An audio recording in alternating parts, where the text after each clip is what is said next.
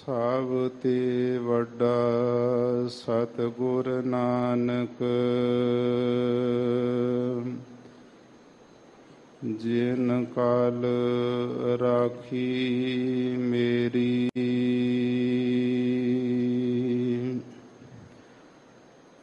ਬਾਣੀ ਗੁਰੂ ਗੁਰੂ ਹੈ ਬਾਣੀ, ਵਿੱਚ ਬਾਣੀ ਅੰਮ੍ਰਿਤ ਸਾਰੇ।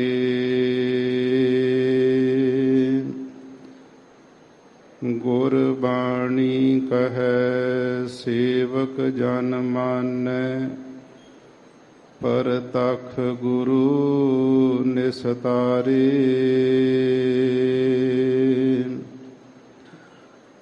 ਅੰਮ੍ਰਿਤ ਬਾਣੀ ਹਰ ਹਰ ਤੇਰੀ,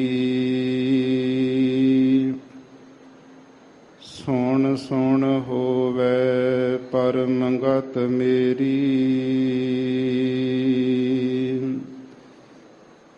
ਜਲ ਨ ਬੁਝੀ ਸੀਤਲ ਹੋਏ ਮਨੁਆ, ਸਤਿਗੁਰ ਕਾ ਦਰਸ਼ਨ ਪਾਏ ਜਿਉ।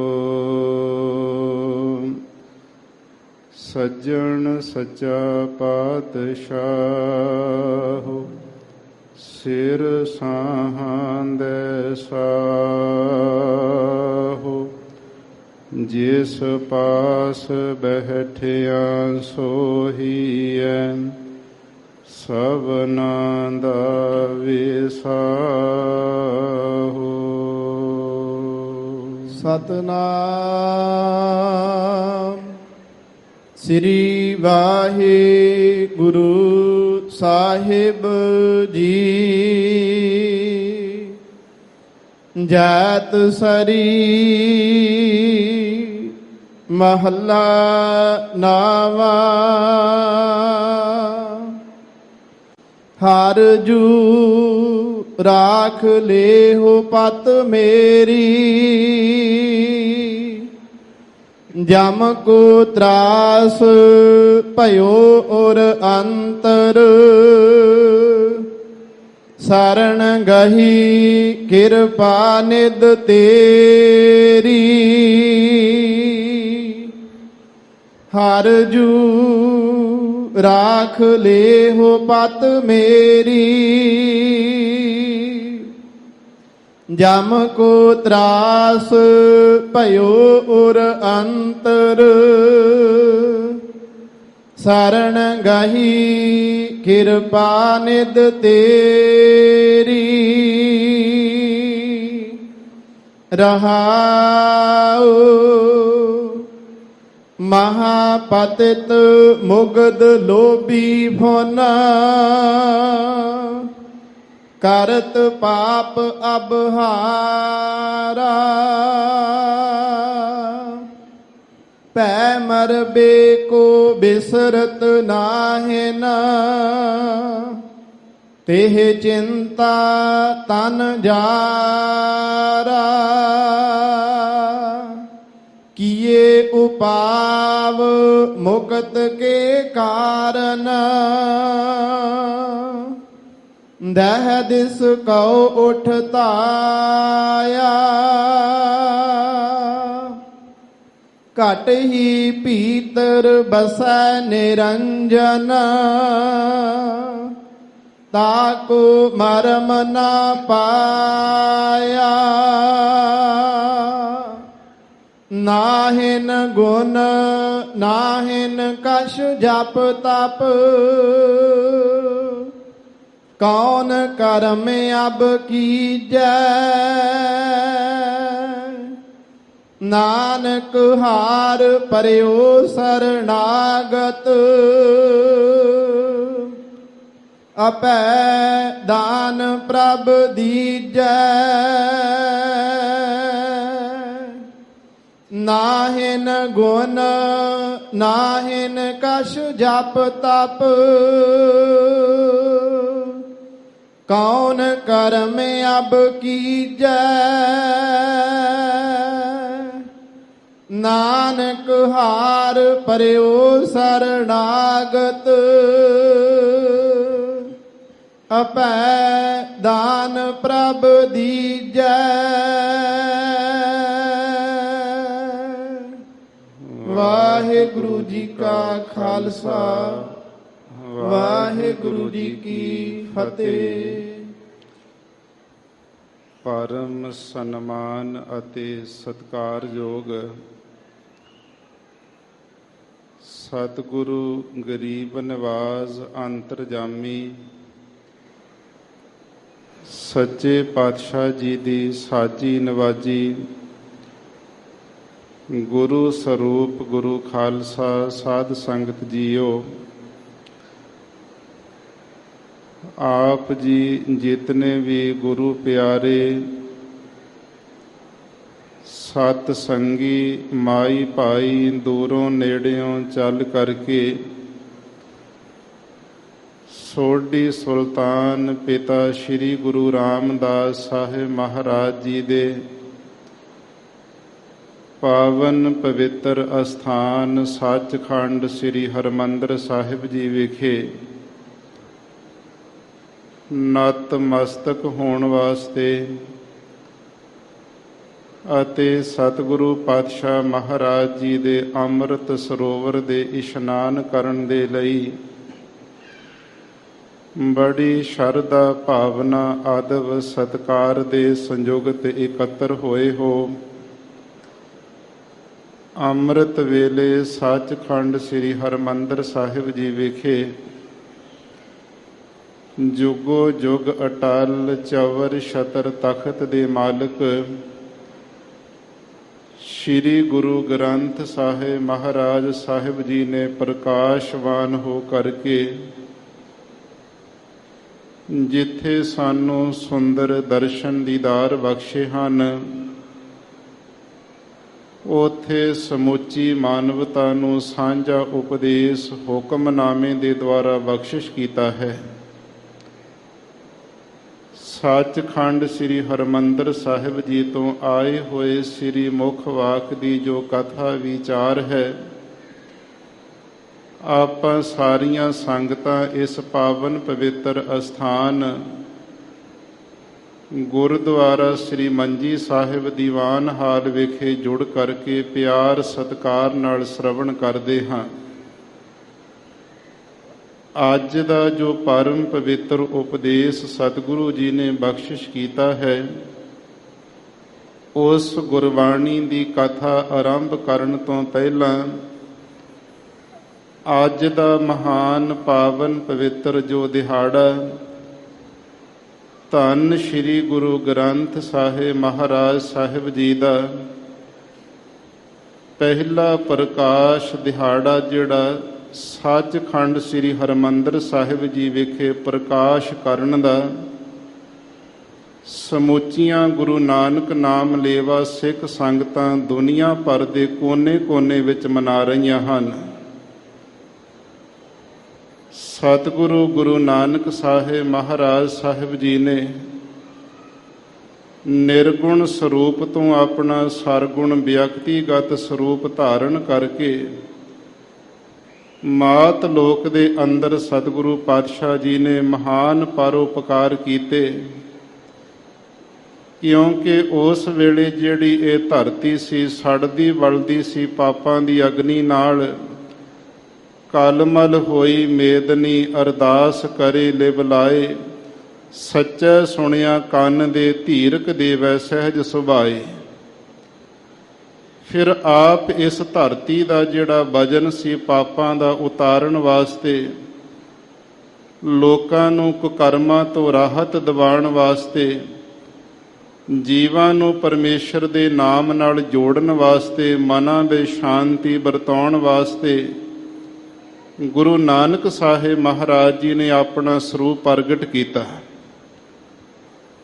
ਫਿਰ ਸਤਿਗੁਰੂ ਪਾਤਸ਼ਾਹ ਗੁਰੂ ਨਾਨਕ ਸਾਹਿਬ ਮਹਾਰਾਜ ਜਿੱਥੇ ਜਿੱਥੇ ਵੀ ਵਿਚਰੇ ਨੇ, ਕਦੇ ਸਿੱਧ ਨਾਥਾਂ ਦੇ ਨਾਲ ਸਤਿਗੁਰੂ ਪਾਤਸ਼ਾਹ ਦੀਆਂ ਗੋਸ਼ਟੀਆਂ ਹੁੰਦੀਆਂ, ਉੱਥੇ ਸਿੱਧ ਗੋਸ਼ਟ ਬਾਣੀ ਦਾ ਉਚਾਰਨ ਸਤਿਗੁਰੂ ਕਰਦੇ ਨੇ। ਕਦੇ ਦੀਪਾਲਪੁਰ ਨਗਰ ਦੀ ਧਰਤੀ ਤੇ ਕੋੜੀ ਦੇ ਨਾਲ ਮਿਲਾਪ ਹੁੰਦਾ ਸਤਿਗੁਰਾਂ ਦਾ, ਉਸ ਨੂੰ ਗੁਰੂ ਨਾਨਕ ਸਾਹਿਬ ਮਹਾਰਾਜ ਜੀ ਸ਼ਬਦ ਉਚਾਰਦੇ ਨੇ, ਜੀਉ ਤਪਤ ਹੈ ਬਾਰੋ ਬਾਰ, ਤਪ ਤਪ ਖਪੈ ਬਹੁਤ ਬੇਕਾਰ, ਜੈ ਤਨ ਬਾਣੀ ਬਿਸਰ ਜਾਏ, ਜਿਉ ਪੱਕਾ ਰੋਗੀ ਬਿਲ ਲਾਏ।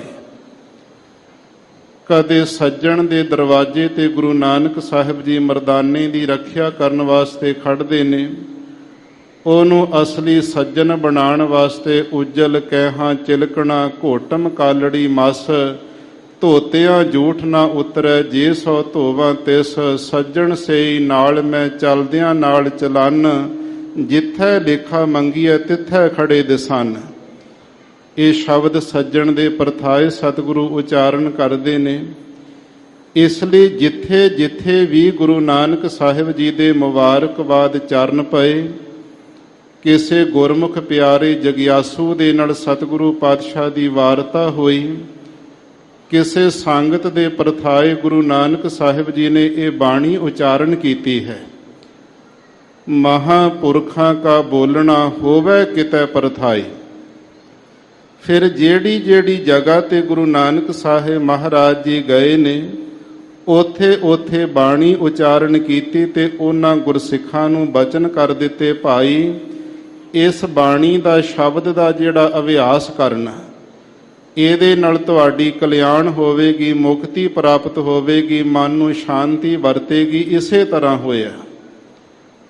ਸਤਿਗੁਰੂ ਪਾਤਸ਼ਾਹ ਮਹਾਰਾਜ ਸਾਹਿਬ ਜੀ ਨੇ ਬੇਅੰਤ ਜਿਹੜੀਆਂ ਐਸੀਆਂ ਬਾਣੀਆਂ ਉਚਾਰਨ ਕੀਤੀਆਂ, ਤੇ ਅੱਗੇ ਗੁਰੂ ਅੰਗਦ ਦੇਵ ਸਾਹਿਬ ਮਹਾਰਾਜ ਸਾਹਿਬ ਜੀ ਦੀ ਸਮੁੱਚੀ ਜਿਹੜੀ ਬਾਣੀ ਹੈ, ਤੀਸਰੇ ਪਾਤਸ਼ਾਹ ਗੁਰੂ ਅਮਰਦਾਸ ਸਾਹਿਬ ਮਹਾਰਾਜ ਜੀ ਦੀ ਬਾਣੀ, ਇਹ ਸਮੁੱਚੀਆਂ ਜਿਹੜੀਆਂ ਪੋਥੀਆਂ ਗੋਇੰਦਵਾਲ ਸਾਹਿਬ ਦੇ ਵਿੱਚ ਬਾਬਾ ਮੋਹਨ ਜੀ ਦੇ ਕੋਲ ਪਈਆਂ ਨੇ। ਬੜਾ ਲੰਬਾ ਇਤਿਹਾਸ ਹੈ, ਸਮਾਂ ਬੜਾ ਸੀਮਤ ਹੋਣ ਕਰਕੇ ਜਦੋਂ ਗੁਰੂ ਅਰਜਨ ਦੇਵ ਸਾਹਿਬ ਮਹਾਰਾਜ ਜੀ ਗੁਰਤਾ ਗੱਦੀ ਦੇ ਤਖਤ ਦੇ ਉੱਪਰ ਸੁਭਾਏਮਾਨ ਹੋਏ ਨੇ, ਬਚਨ ਤਾਂ ਪਹਿਲਾਂ ਕਰ ਦਿੱਤੇ ਸੀ, ਧੰਨ ਗੁਰੂ ਅਮਰਦਾਸ ਮਹਾਰਾਜ ਜੀ ਨੇ ਦੋਹਤਾ ਬਾਣੀ ਕਾ ਬੋਹਿਥਾ, ਇਹ ਬਾਣੀ ਦਾ ਬੋਹਿਥਾ ਜਹਾਜ਼ ਤਿਆਰ ਕਰਨਗੇ, ਬੇਅੰਤ ਬਾਣੀ ਆਪਣੀ ਰਸਨਾ ਤੋਂ ਉਚਾਰਨ ਕਰਨਗੇ।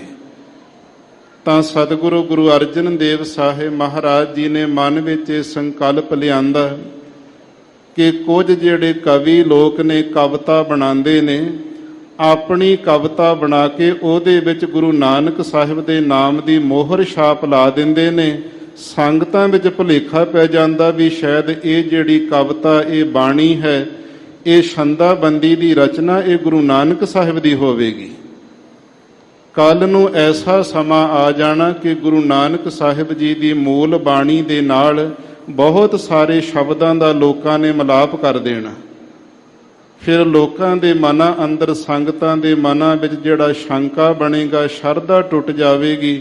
ਜਦੋਂ ਸ਼ੰਕਾ ਬਣਦਾ ਸ਼ਰਧਾ ਟੁੱਟ ਜਾਂਦੀ, ਤੇ ਜਦੋਂ ਸ਼ਰਧਾ ਚਲੀ ਗਈ ਤੇ ਨਾਲ ਹੀ ਸਿੱਖੀ ਵੀ ਚਲੀ ਜਾਂਦੀ ਹੈ। ਇਹ ਗੁਰੂ ਅਰਜਨ ਦੇਵ ਸਾਹਿਬ ਮਹਾਰਾਜ ਜੀ ਨੇ ਮਹਾਨ ਪਰਉਪਕਾਰ ਕਰਨ ਦੇ ਵਾਸਤੇ ਸਿੱਖਾਂ ਦੇ ਰਾਹੀਂ, ਮਸੰਦਾਂ ਦੇ ਰਾਹੀਂ ਸੰਗਤਾਂ ਨੂੰ ਹੁਕਮਨਾਮੇ ਲਿਖੇ ਨੇ। ਇਸ ਪਾਵਨ ਪਵਿੱਤਰ ਅੰਮ੍ਰਿਤਸਰ ਦੀ ਨਗਰੀ ਤੋਂ ਹੁਕਮਨਾਮੇ ਗੁਰੂ ਅਰਜਨ ਦੇਵ ਸਾਹਿਬ ਜੀ ਦੇ ਗਏ। ਉਹਨਾਂ ਹੁਕਮਨਾਮਿਆਂ ਵਿੱਚ ਸ਼ਬਦ ਕੀ ਲਿਖੇ ਗਏ ਨੇ ਕਿ ਜਿੱਥੇ ਜਿੱਥੇ ਗੁਰੂ ਨਾਨਕ ਸਾਹਿਬ ਜੀ ਨੇ ਚਰਨ ਪਾਏ ਨੇ, ਜਿੱਥੇ ਜਿੱਥੇ ਸਤਿਗੁਰੂ ਪਾਤਸ਼ਾਹ ਨੇ ਬਾਣੀ ਉਚਾਰਨ ਕੀਤੀ, ਕਿਸੇ ਵੀ ਗੁਰੂ ਪਿਆਰੇ ਕੋਲ ਸਤਿਗੁਰੂ ਦੇ ਲਿਖੇ ਹੋਏ ਸ਼ਬਦ ਪਏ ਹੋਣ, ਸਤਿਗੁਰੂ ਦੀ ਜਿੱਥੇ ਜਿੱਥੇ ਬਾਣੀ ਹੈ ਉਹ ਸਾਰੀ ਇੱਥੇ ਅੰਮ੍ਰਿਤਸਰ ਦੀ ਧਰਤੀ ਤੇ ਲਿਆਂਦੀ ਜਾਵੇ। ਗ੍ਰੰਥ ਸਾਹਿਬ ਤਿਆਰ ਹੋਵੇਗਾ, ਉਸ ਵਿੱਚ ਗੁਰੂ ਨਾਨਕ ਸਾਹਿਬ ਦੀ ਸਮੁੱਚੀ ਬਾਣੀ ਦਰਜ ਕਰਾਂਗੇ। ਉਸ ਵੇਲੇ ਸਾਧ ਸੰਗਤ ਜੀ ਫਿਰ ਸੰਗਲਾ ਦੀਪ ਦਾ ਜਿਹੜਾ ਰਾਜਾ ਸ਼ਿਵਨਾਭ ਸੀ, ਇਹਨੂੰ ਗੁਰੂ ਨਾਨਕ ਸਾਹਿਬ ਜੀ ਨੇ ਪ੍ਰਾਣ ਸੰਗਲੀ ਜਿਹੜਾ ਗ੍ਰੰਥ ਦਿੱਤਾ ਸੀ, ਉਸ ਵੇਲੇ ਉਚਾਰਨ ਕਰਕੇ, ਲਿਖ ਕਰਕੇ, ਇਹਦੇ ਵਿੱਚ ਪ੍ਰਾਣ ਕਿਵੇਂ ਚਾੜਨੇ ਨੇ, ਕਿਵੇਂ ਦਸਮ ਦਵਾਰ ਵਿੱਚ ਟਿਕਾਉਣੇ ਨੇ, ਕਿਵੇਂ ਉਤਾਰਨੇ ਨੇ, ਇਹ ਸਾਰੀਆਂ ਵਿਧੀਆਂ ਲਿਖੀਆਂ ਹੋਈਆਂ ਸੀ। ਕਿਉਂਕਿ ਉਸ ਵੇਲੇ ਜਿਹੜੇ ਰਾਜੇ ਮਹਾਰਾਜੇ ਲੋਕ ਜੋਗੀਆਂ ਦੇ ਉਪਾਸ਼ਕ ਸਨ, ਤੇ ਉਹ ਹਠ ਯੋਗ ਨੂੰ ਪ੍ਰਧਾਨਤਾ ਦਿੰਦੇ ਸੀ। ਸਤਿਗੁਰੂ ਪਾਤਸ਼ਾਹ ਤੋਂ ਉਪਦੇਸ਼ ਲਿਆ ਸੀ ਸ਼ਿਵਨਾਭ ਰਾਜੇ ਨੇ। ਉਹ ਜਿਹੜੀ ਪ੍ਰਾਣ ਸੰਗਲੀ ਗ੍ਰੰਥ ਸੀ, ਪੋਥੀ ਸੀ, ਉਹ ਵੀ ਇਸ ਅੰਮ੍ਰਿਤਸਰ ਦੀ ਧਰਤੀ ਤੇ ਭਾਈ ਪੈੜਾ ਮੋਖਾ ਜੀ ਲੈ ਕੇ ਆਏ। ਜਿਹੜੀ ਰਤਨ ਮਾਲਾ ਹੈ, ਇਹ ਸਾਧ ਸੰਗਤ ਜੀ ਕਾਬਲ ਦੇ ਵਿੱਚੋਂ ਇਸ ਧਰਤੀ ਤੇ ਆਈ, ਜਿਹੜੀ ਗੁਰੂ ਨਾਨਕ ਸਾਹਿਬ ਜੀ ਨੇ ਉੱਥੇ ਉਚਾਰਨ ਕੀਤੀ। ਇਸੇ ਪ੍ਰਕਾਰ ਕਰਨੀ ਨਾਮਾ ਹੈ, ਜਿਹੜਾ ਮੱਕੇ ਦੇ ਵਿੱਚ ਸਤਿਗੁਰਾਂ ਨੇ ਉਚਾਰਨ ਕੀਤਾ, ਇਹ ਉੱਥੋਂ ਲਿਆਂਦਾ ਗਿਆ। ਸਾਰੀਆਂ ਜਦੋਂ ਬਾਣੀਆਂ ਜਿੱਥੇ ਜਿੱਥੇ ਸਿੱਖਾਂ ਕੋਲ ਪਈਆਂ ਸੀ, ਜਦੋਂ ਸਤਿਗੁਰਾਂ ਨੇ ਆਪਣੇ ਕੋਲ ਮੰਗਾਈਆਂ, ਉਹਨਾਂ ਨੂੰ ਵਾਚਿਆ, ਵੇਖਣਾ ਕੀਤਾ ਕਿ ਗੁਰਸਿੱਖਾਂ ਨੂੰ ਹਾਠ ਜੋਗ ਦੇ ਮਗਰ ਨਹੀਂ ਲਾਉਣਾ ਹੈ। ਪ੍ਰਾਣ ਸੰਗਲੀ ਜਿਹੜਾ ਗ੍ਰੰਥ ਸੀ, ਸਤਿਗੁਰੂ ਪਾਤਸ਼ਾਹ ਮਹਾਰਾਜ ਕਹਿਣ ਲੱਗੇ, ਇਸ ਨੂੰ ਗੁਰਬਾਣੀ ਵਿੱਚ ਦਰਜ ਨਹੀਂ ਕਰਾਂਗੇ। ਗੁਰਸਿੱਖ ਪੜ੍ਹ ਸਕਦੇ ਨੇ ਆਪਣੀ ਨੌਲੇਜ ਲੈਣ ਵਾਸਤੇ, ਕਿਸੇ ਜੋਗੀ ਨਾਲ ਵਿਚਾਰ ਕਰਨ ਵਾਸਤੇ ਗਿਆਨ ਲੈਣਾ ਕੋਈ ਮਾੜੀ ਗੱਲ ਨਹੀਂ ਹੈ। ਜਿੰਨੀ ਬਾਣੀ ਗੁਰੂ ਨਾਨਕ ਸਾਹਿਬ ਮਹਾਰਾਜ ਜੀ ਦੇ ਮੂਲ ਰੂਪ ਦੇ ਅੰਦਰ ਗੁਰੂ ਅਰਜਨ ਦੇਵ ਸਾਹਿਬ ਜੀ ਨੇ ਵੇਖੀ, ਜਿਸ ਬਾਣੀ ਵਿੱਚ ਰੱਤੀ ਮਾਤਰ ਵੀ ਕੋਈ ਰਲਾ ਮਿਲਾ ਨਹੀਂ ਕੀਤਾ ਗਿਆ, ਉਹਨਾਂ ਬਾਣੀਆਂ ਨੂੰ ਸਤਿਗੁਰੂ ਪਾਤਸ਼ਾਹ ਮਹਾਰਾਜ ਜੀ ਨੇ ਗੁਰੂ ਗ੍ਰੰਥ ਸਾਹਿਬ ਜੀ ਦੇ ਸਰੂਪ ਦੇ ਅੰਦਰ ਦਰਜ ਕਰਨ ਦਾ ਨਿਰਣਾ ਲਿਆ। ਬਾਕੀ ਇਹ ਵੀ ਕਹਿ ਦਿੱਤਾ ਸੀ, ਕੋਈ ਗੁਰੂ ਦਾ ਪਿਆਰਾ ਨਾਮ ਵਿੱਚ ਰੰਗੀ ਹੋਈ ਰੂਹ, ਜੇਕਰ ਕਿਸੇ ਨੇ ਕੋਈ ਬਾਣੀ ਉਚਾਰਨ ਕੀਤੀ ਪਰਮਾਤਮਾ ਦੇ ਮਿਲਾਪ ਵਾਲੀ, ਉਹ ਵੀ ਆ ਸਕਦਾ ਹੈ। ਫਿਰ ਲਾਹੌਰ ਦੇ ਵਿੱਚੋਂ ਭਗਤ ਆਏ ਸੀ ਚੱਲ ਕਰਕੇ, ਜਿਹੜੇ ਛੱਜੂ ਵਰਗੇ, ਕਾਨੇ ਵਰਗੇ, ਸ਼ਾਹ ਹੁਸੈਨ ਵਰਗੇ, ਇਹਨਾਂ ਦੀਆਂ ਜਦੋਂ ਬਾਣੀਆਂ ਸਤਿਗੁਰਾਂ ਨੇ ਕਵਿਤਾ ਸੁਣੀਆਂ, ਉਹਨਾਂ ਵਿੱਚ ਵੀ ਪਰਮਾਰਥ ਦਾ ਗਿਆਨ ਨਹੀਂ ਦਿਸਿਆ। ਕਿਸੇ ਦੇ ਅੰਦਰ ਖੁਸ਼ਕ ਜਿਹੜਾ ਬਿਦਾਂਤ ਹੀ ਚਮਕਦਾ ਪਿਆ ਸੀ। ਸਤਿਗੁਰੂ ਕਹਿੰਦੇ, ਐਸਾ ਖੁਸ਼ਕ ਜਿਹੜਾ ਬਿਦਾਂਤ ਪੜ੍ਹਾ ਕੇ ਗੁਰਸਿੱਖਾਂ ਨੂੰ ਨਾਸਤਕ ਨਹੀਂ ਕਰਨਾ ਹੈ। ਜਿਸ ਦੇ ਵਿੱਚ ਗੁਰਮਤ ਦੀ ਐਸੀ ਸੇਧ ਹੋਵੇ, ਕਿੱਡਾ ਵੱਡਾ ਬ੍ਰਹਮ ਗਿਆਨੀ ਕਿਉਂ ਨਾ ਬਣ ਜਾਵੇ, ਗੁਰੂ ਦਾ ਸਿੱਖ ਕਦੇ ਇਹ ਨਹੀਂ ਕਹੇਗਾ ਮੈਂ ਪ੍ਰਮਾਤਮਾ ਹਾਂ। ਤੇ ਸਤਿਗੁਰੂ ਪਾਤਸ਼ਾਹ ਨੇ ਉਹਨਾਂ ਦੀ ਬਾਣੀ ਦਰਜ ਨਹੀਂ ਕੀਤੀ। ਫਿਰ ਜਿਹੜੀ ਵੱਡੇ ਸਤਿਗੁਰੂ ਪਾਤਸ਼ਾਹ ਦੀ ਪਾਵਨ ਪਵਿੱਤਰ ਗੁਰਬਾਣੀ ਬਾਬਾ ਮੋਹਨ ਜੀ ਦੇ ਚੁਬਾਰੇ ਵਿੱਚ ਇਹ ਪੋਥੀਆਂ ਸੈਂਚੀਆਂ ਰੂਪ ਦੇ ਵਿੱਚ ਪਈਆਂ ਨੇ, ਉਹਨਾਂ ਨੂੰ ਲਿਆਉਣ ਦਾ ਨਿਰਣਾ ਮਨ ਵਿੱਚ ਹੋਇਆ। ਗੁਰਸਿੱਖਾਂ ਦੇ ਨਾਲ ਦੀਵਾਨ ਵਿੱਚ ਸਤਿਗੁਰਾਂ ਨੇ ਸਲਾਹ ਮਸ਼ਵਰਾ ਕੀਤਾ ਕਿ ਉਹ ਜਿਹੜੀ ਪਾਵਨ ਬਾਣੀ ਹੈ ਗੋਇੰਦਵਾਲ ਸਾਹਿਬ ਤੋਂ ਲਿਆਂਦੀ ਜਾਵੇ। ਭਾਈ ਗੁਰਦਾਸ ਸਾਹਿਬ ਜੀ ਨੂੰ ਸਤਿਗੁਰਾਂ ਨੇ ਹੁਕਮ ਨਹੀਂ ਕੀਤਾ, ਆਪ ਉੱਠ ਕੇ ਖੜੇ ਹੋ ਗਏ, ਮਹਾਰਾਜ ਇਹ ਕੰਮ ਮੈਂ ਕਰ ਸਕਦਾ ਹਾਂ, ਮੇਰੀ ਡਿਊਟੀ ਲਾ ਦਿਓ। ਤੇ ਸਤਿਗੁਰੂ ਪਾਤਸ਼ਾਹ ਖਾਮੋਸ਼ ਰਹੇ। ਸਤਿਗੁਰਾਂ ਦੇ ਕੋਲੋਂ ਭਾਈ ਗੁਰਦਾਸ ਜੀ ਗਏ ਨੇ ਗੋਇੰਦਵਾਲ ਦੀ ਧਰਤੀ ਤੇ, ਜਾ ਕੇ ਬਾਬਾ ਮੋਹਨ ਜੀ ਦੇ ਦਰਵਾਜ਼ੇ ਖੜਕਾਏ ਨੇ। ਉਹ ਸਮਾਧੀ ਵਿੱਚ ਲੀਨ ਬੈਠੇ ਨੇ, ਨਾ ਦਰਵਾਜ਼ਾ ਖੁੱਲਿਆ ਤੇ ਨਾ ਸਮਾਧੀ ਖੁੱਲੀ ਉਹਨਾਂ ਦੀ। ਵਾਪਸ ਮੁੜ ਆਏ ਭਾਈ ਗੁਰਦਾਸ ਜੀ। ਫਿਰ ਬਾਬਾ ਬੁੱਢਾ ਸਾਹਿਬ ਜੀ ਕਹਿਣ ਲੱਗੇ, ਮਹਾਰਾਜ ਇਹ ਸੇਵਾ ਮੈਨੂੰ ਦਾਸ ਨੂੰ ਬਖਸ਼ ਦਿਓ। ਸਤਿਗੁਰੂ ਪਾਤਸ਼ਾਹ ਚੁੱਪ ਰਹੇ। ਬਾਬਾ ਬੁੱਢਾ ਸਾਹਿਬ ਜੀ ਵੀ ਗਏ ਨੇ, ਸਤਿਗੁਰੂ ਪਾਤਸ਼ਾਹ ਦੀ ਆਗਿਆ ਨਹੀਂ ਹੋਈ ਸੀ। ਇਸ ਲਈ ਜਦੋਂ ਜਾ ਕੇ ਦਰਵਾਜ਼ੇ ਖੜਕਾਏ, ਬਾਬਾ ਬੁੱਢਾ ਸਾਹਿਬ ਜੀ ਨੇ ਉੱਚੀ ਉੱਚੀ ਆਵਾਜ਼ਾਂ ਦਿੱਤੀਆਂ ਨੇ, ਤਾਂ ਬਾਬਾ ਮੋਹਨ ਦੀ ਸਮਾਧੀ ਵੀ ਨਹੀਂ ਖੁੱਲੀ ਤੇ ਦਰਵਾਜ਼ੇ ਵੀ ਨਹੀਂ ਖੁੱਲੇ। ਫਿਰ ਜਿਹੜੀ ਦਰਵਾਜ਼ੇ ਦੀ ਚੂਥੀ ਹੋਇਆ ਕਰਦੀ, ਉਹਨੂੰ ਬਾਬਾ ਜੀ ਨੇ ਪੁੱਟ ਦਿੱਤਾ ਤੇ ਅੰਦਰ ਚਲੇ ਗਏ। ਚੁਬਾਰੇ ਦੇ ਵਿੱਚ ਜਾ ਕੇ ਬਾਬਾ ਮੋਹਨ ਜੀ ਦੇ ਸਰੀਰ ਨੂੰ ਬੜੇ ਹਲੂਣੇ ਦਿੱਤੇ, ਕਦੇ ਸੱਜੇ ਕਦੇ ਖੱਬੇ ਹਿਲਾਉਂਦੇ ਨੇ, ਪਰੰਤੂ ਸਮਾਧੀ ਉਸ ਤਤ ਵੇਤੇ ਮਹਾਂਪੁਰਖ ਦੀ ਨਹੀਂ ਖੁੱਲੀ। ਬਾਬਾ ਜੀ ਵੀ ਵਾਪਸ ਆ ਗਏ ਬਾਬਾ ਮੋਹਰੀ ਜੀ ਦੇ ਬਚਨ ਸੁਣ ਕਰਕੇ। ਤਾਂ ਉਸ ਤੋਂ ਬਾਅਦ ਫਿਰ ਗੁਰੂ ਅਰਜਨ ਦੇਵ ਸਾਹਿਬ ਮਹਾਰਾਜ ਜੀ ਕਹਿਣ ਲੱਗੇ, ਸੰਗਤ ਜੀ ਆਪਾਂ ਸਾਰੇ ਇਥੋਂ ਪਾਲਕੀ ਲੈ ਕਰਕੇ ਗੁਰਬਾਣੀ ਨੂੰ ਲੈਣ ਵਾਸਤੇ ਜਾਣਾ ਹੈ। ਸਤਿਗੁਰੂ ਪਾਤਸ਼ਾਹ ਨੇ ਦੇਖੋ ਅੰਮ੍ਰਿਤਸਰ ਦੀ ਪਾਵਨ ਧਰਤੀ ਤੋਂ ਸ੍ਰੀ ਗੋਇੰਦਵਾਲ ਸਾਹਿਬ ਕਿਤਨੀ ਦੂਰ ਹੈ, ਇੱਥੋਂ ਸਤਿਗੁਰੂ ਨੰਗੇ ਚਰਨੀ ਤੁਰੇ ਨੇ। ਗੁਰਬਾਣੀ ਦਾ ਆਦਬ, ਗੁਰਬਾਣੀ ਦਾ ਸਤਿਕਾਰ ਕਰਨਾ ਸਾਨੂੰ ਸਿਖਾਇਆ ਹੈ। ਸਤਿਗੁਰਾਂ ਨੇ ਪਾਲਕੀ ਤਿਆਰ ਕੀਤੀ, ਸੁੰਦਰ ਚੰਦਨ ਦਾ ਚੌਰ ਸਾਹਿਬ ਤਿਆਰ ਕਰਵਾਇਆ, ਸੰਗਤਾਂ ਨੂੰ ਨਾਲ ਲੈ ਕੇ ਗੁਰਬਾਣੀ ਦਾ ਜਾਪ ਕਰਦੇ ਤੁਰੇ ਨੇ। ਜਦੋਂ ਸਾਧ ਸੰਗਤ ਜੀ ਉਸ ਗੋਇੰਦਵਾਲ ਸਾਹਿਬ ਦੀ ਪਾਵਨ ਧਰਤੀ ਤੇ ਗਏ, ਧੰਨ ਪਿਤਾ ਸ੍ਰੀ ਗੁਰੂ ਅਮਰਦਾਸ ਸਾਹਿਬ ਮਹਾਰਾਜ ਜੀ ਨਾਨਾ ਜੀ ਦੇ ਪਾਵਨ ਪਵਿੱਤਰ ਅਸਥਾਨ ਤੇ ਨਮਸਕਾਰ ਕੀਤੀ। ਪਿਤਾ ਗੁਰੂ ਰਾਮਦਾਸ ਮਹਾਰਾਜ ਜੀ ਦੇ ਦੇਹੁਰੇ ਤੇ ਜਾ ਕੇ ਨਤਮਸਤਕ ਹੋਏ ਨੇ। ਕੜਾਹ ਪ੍ਰਸ਼ਾਦ ਦੀਆਂ ਦੇਗਾਂ ਕਰਵਾਈਆਂ। ਫਿਰ ਚੁਬਾਰਾ ਸਾਹਿਬ ਦੇ ਵੱਲ ਨੂੰ ਚੱਲੇ, ਜਿੱਥੇ ਬਾਬਾ ਮੋਹਨ ਜੀ ਸਮਾਧੀ ਵਿੱਚ ਬੈਠੇ ਨੇ। ਜਿਨ੍ਹਾਂ ਕੋਲ ਸੈਂਚੀਆਂ ਨੇ, ਗੁਰਬਾਣੀ ਹੈ ਵੱਡੇ ਸਤਿਗੁਰਾਂ ਦੀ ਸੰਭਾਲ ਕੇ ਰੱਖੀ ਹੋਈ। ਤੇ ਪਰੰਤੂ ਜਿਸ ਵੇਲੇ ਗੁਰੂ ਅਮਰਦਾਸ ਸਾਹਿਬ ਮਹਾਰਾਜ ਜੀ ਨੇ ਕਿਹਾ ਸੀ ਪੁੱਤਰਾਂ ਨੂੰ, ਉੱਠੋ ਤੁਸੀਂ ਗੁਰੂ ਰਾਮਦਾਸ ਸਾਹਿਬ ਜੀ ਨੂੰ ਨਤਮਸਤਕ ਹੋਵੋ, ਇਹਨਾਂ ਦੇ ਅੰਦਰ ਸਾਡੀ ਜੋਤ ਹੈ, ਤਾਂ ਉਸ ਵੇਲੇ ਬਾਬਾ ਮੋਹਰੀ ਜੀ ਤਾਂ ਚਰਨਾਂ ਤੇ ਝੁਕ ਗਏ ਸੀ।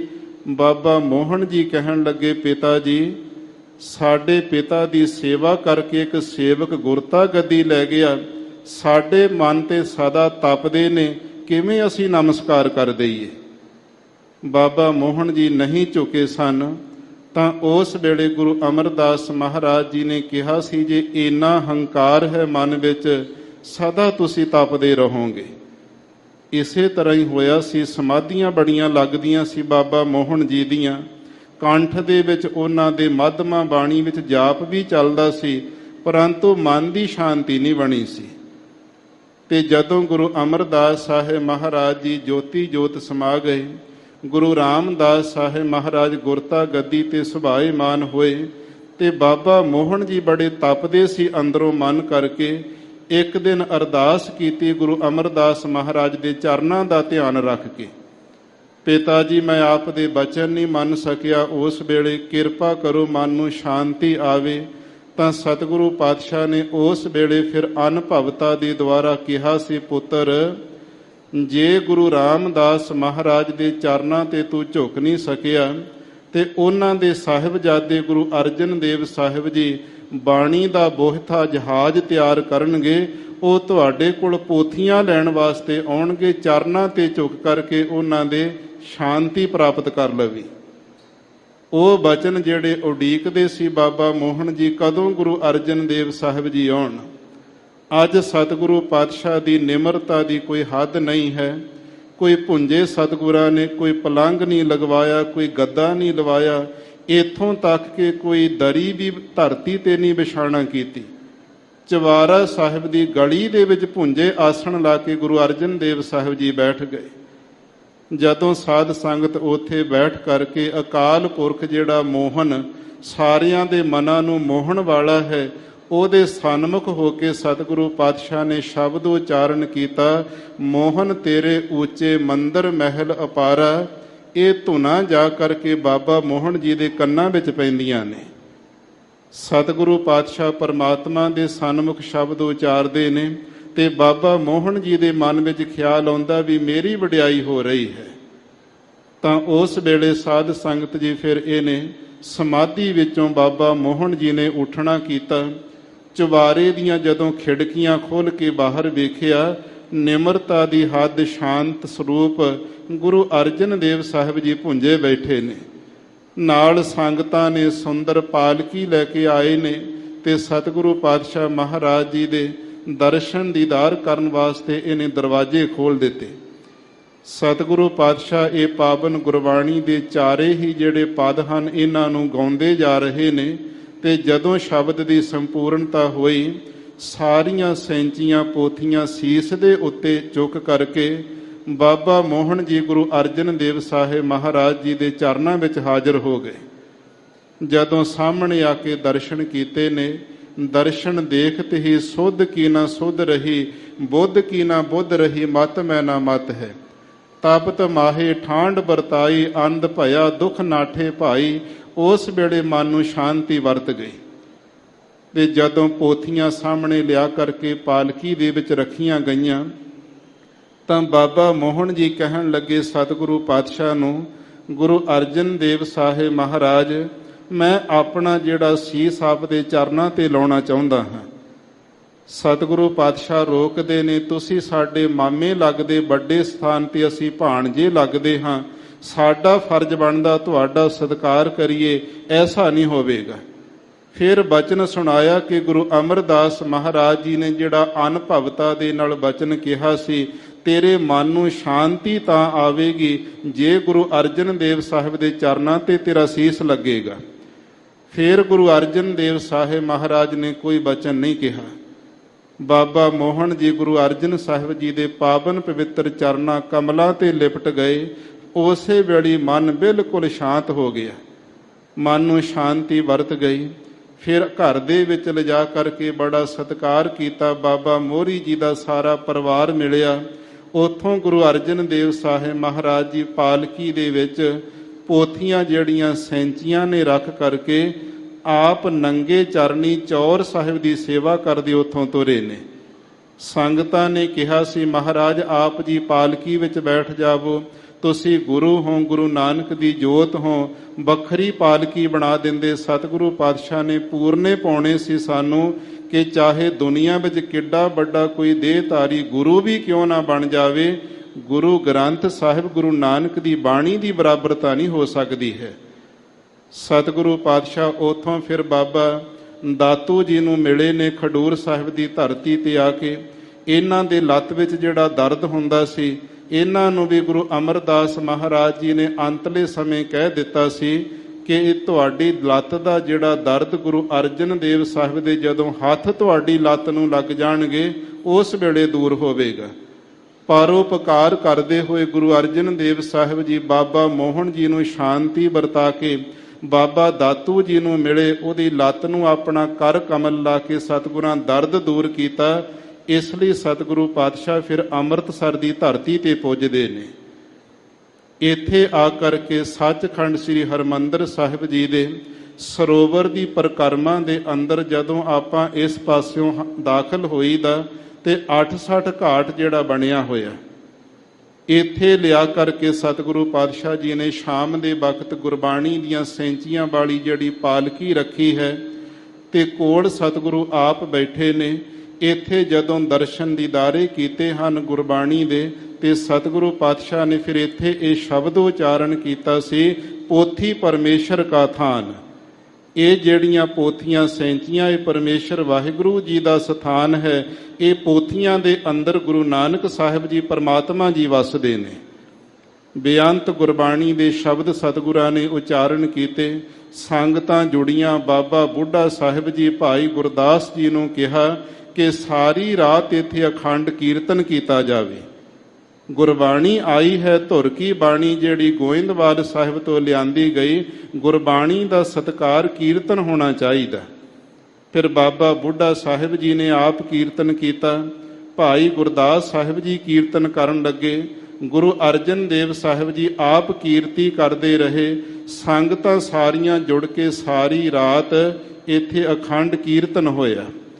ਇੱਕ ਰਸ ਜਿਹੜਾ ਕੀਰਤਨ ਹੁੰਦਾ ਰਿਹਾ। ਸਾਧ ਸੰਗਤ ਜੀ ਉਸ ਤੋਂ ਬਾਅਦ ਜਦੋਂ ਅੰਮ੍ਰਿਤ ਵੇਲਾ ਹੁੰਦਾ, ਇਸ਼ਨਾਨ ਪਾਨ ਕਰਕੇ ਆਪਣਾ ਅਭਿਆਸ ਨਿਤਨੇਮ ਕਰਨ ਤੋਂ ਬਾਅਦ ਸਤਿਗੁਰੂ ਪਾਤਸ਼ਾਹ ਸੰਗਤਾਂ ਵਿੱਚ ਆਉਂਦੇ ਨੇ।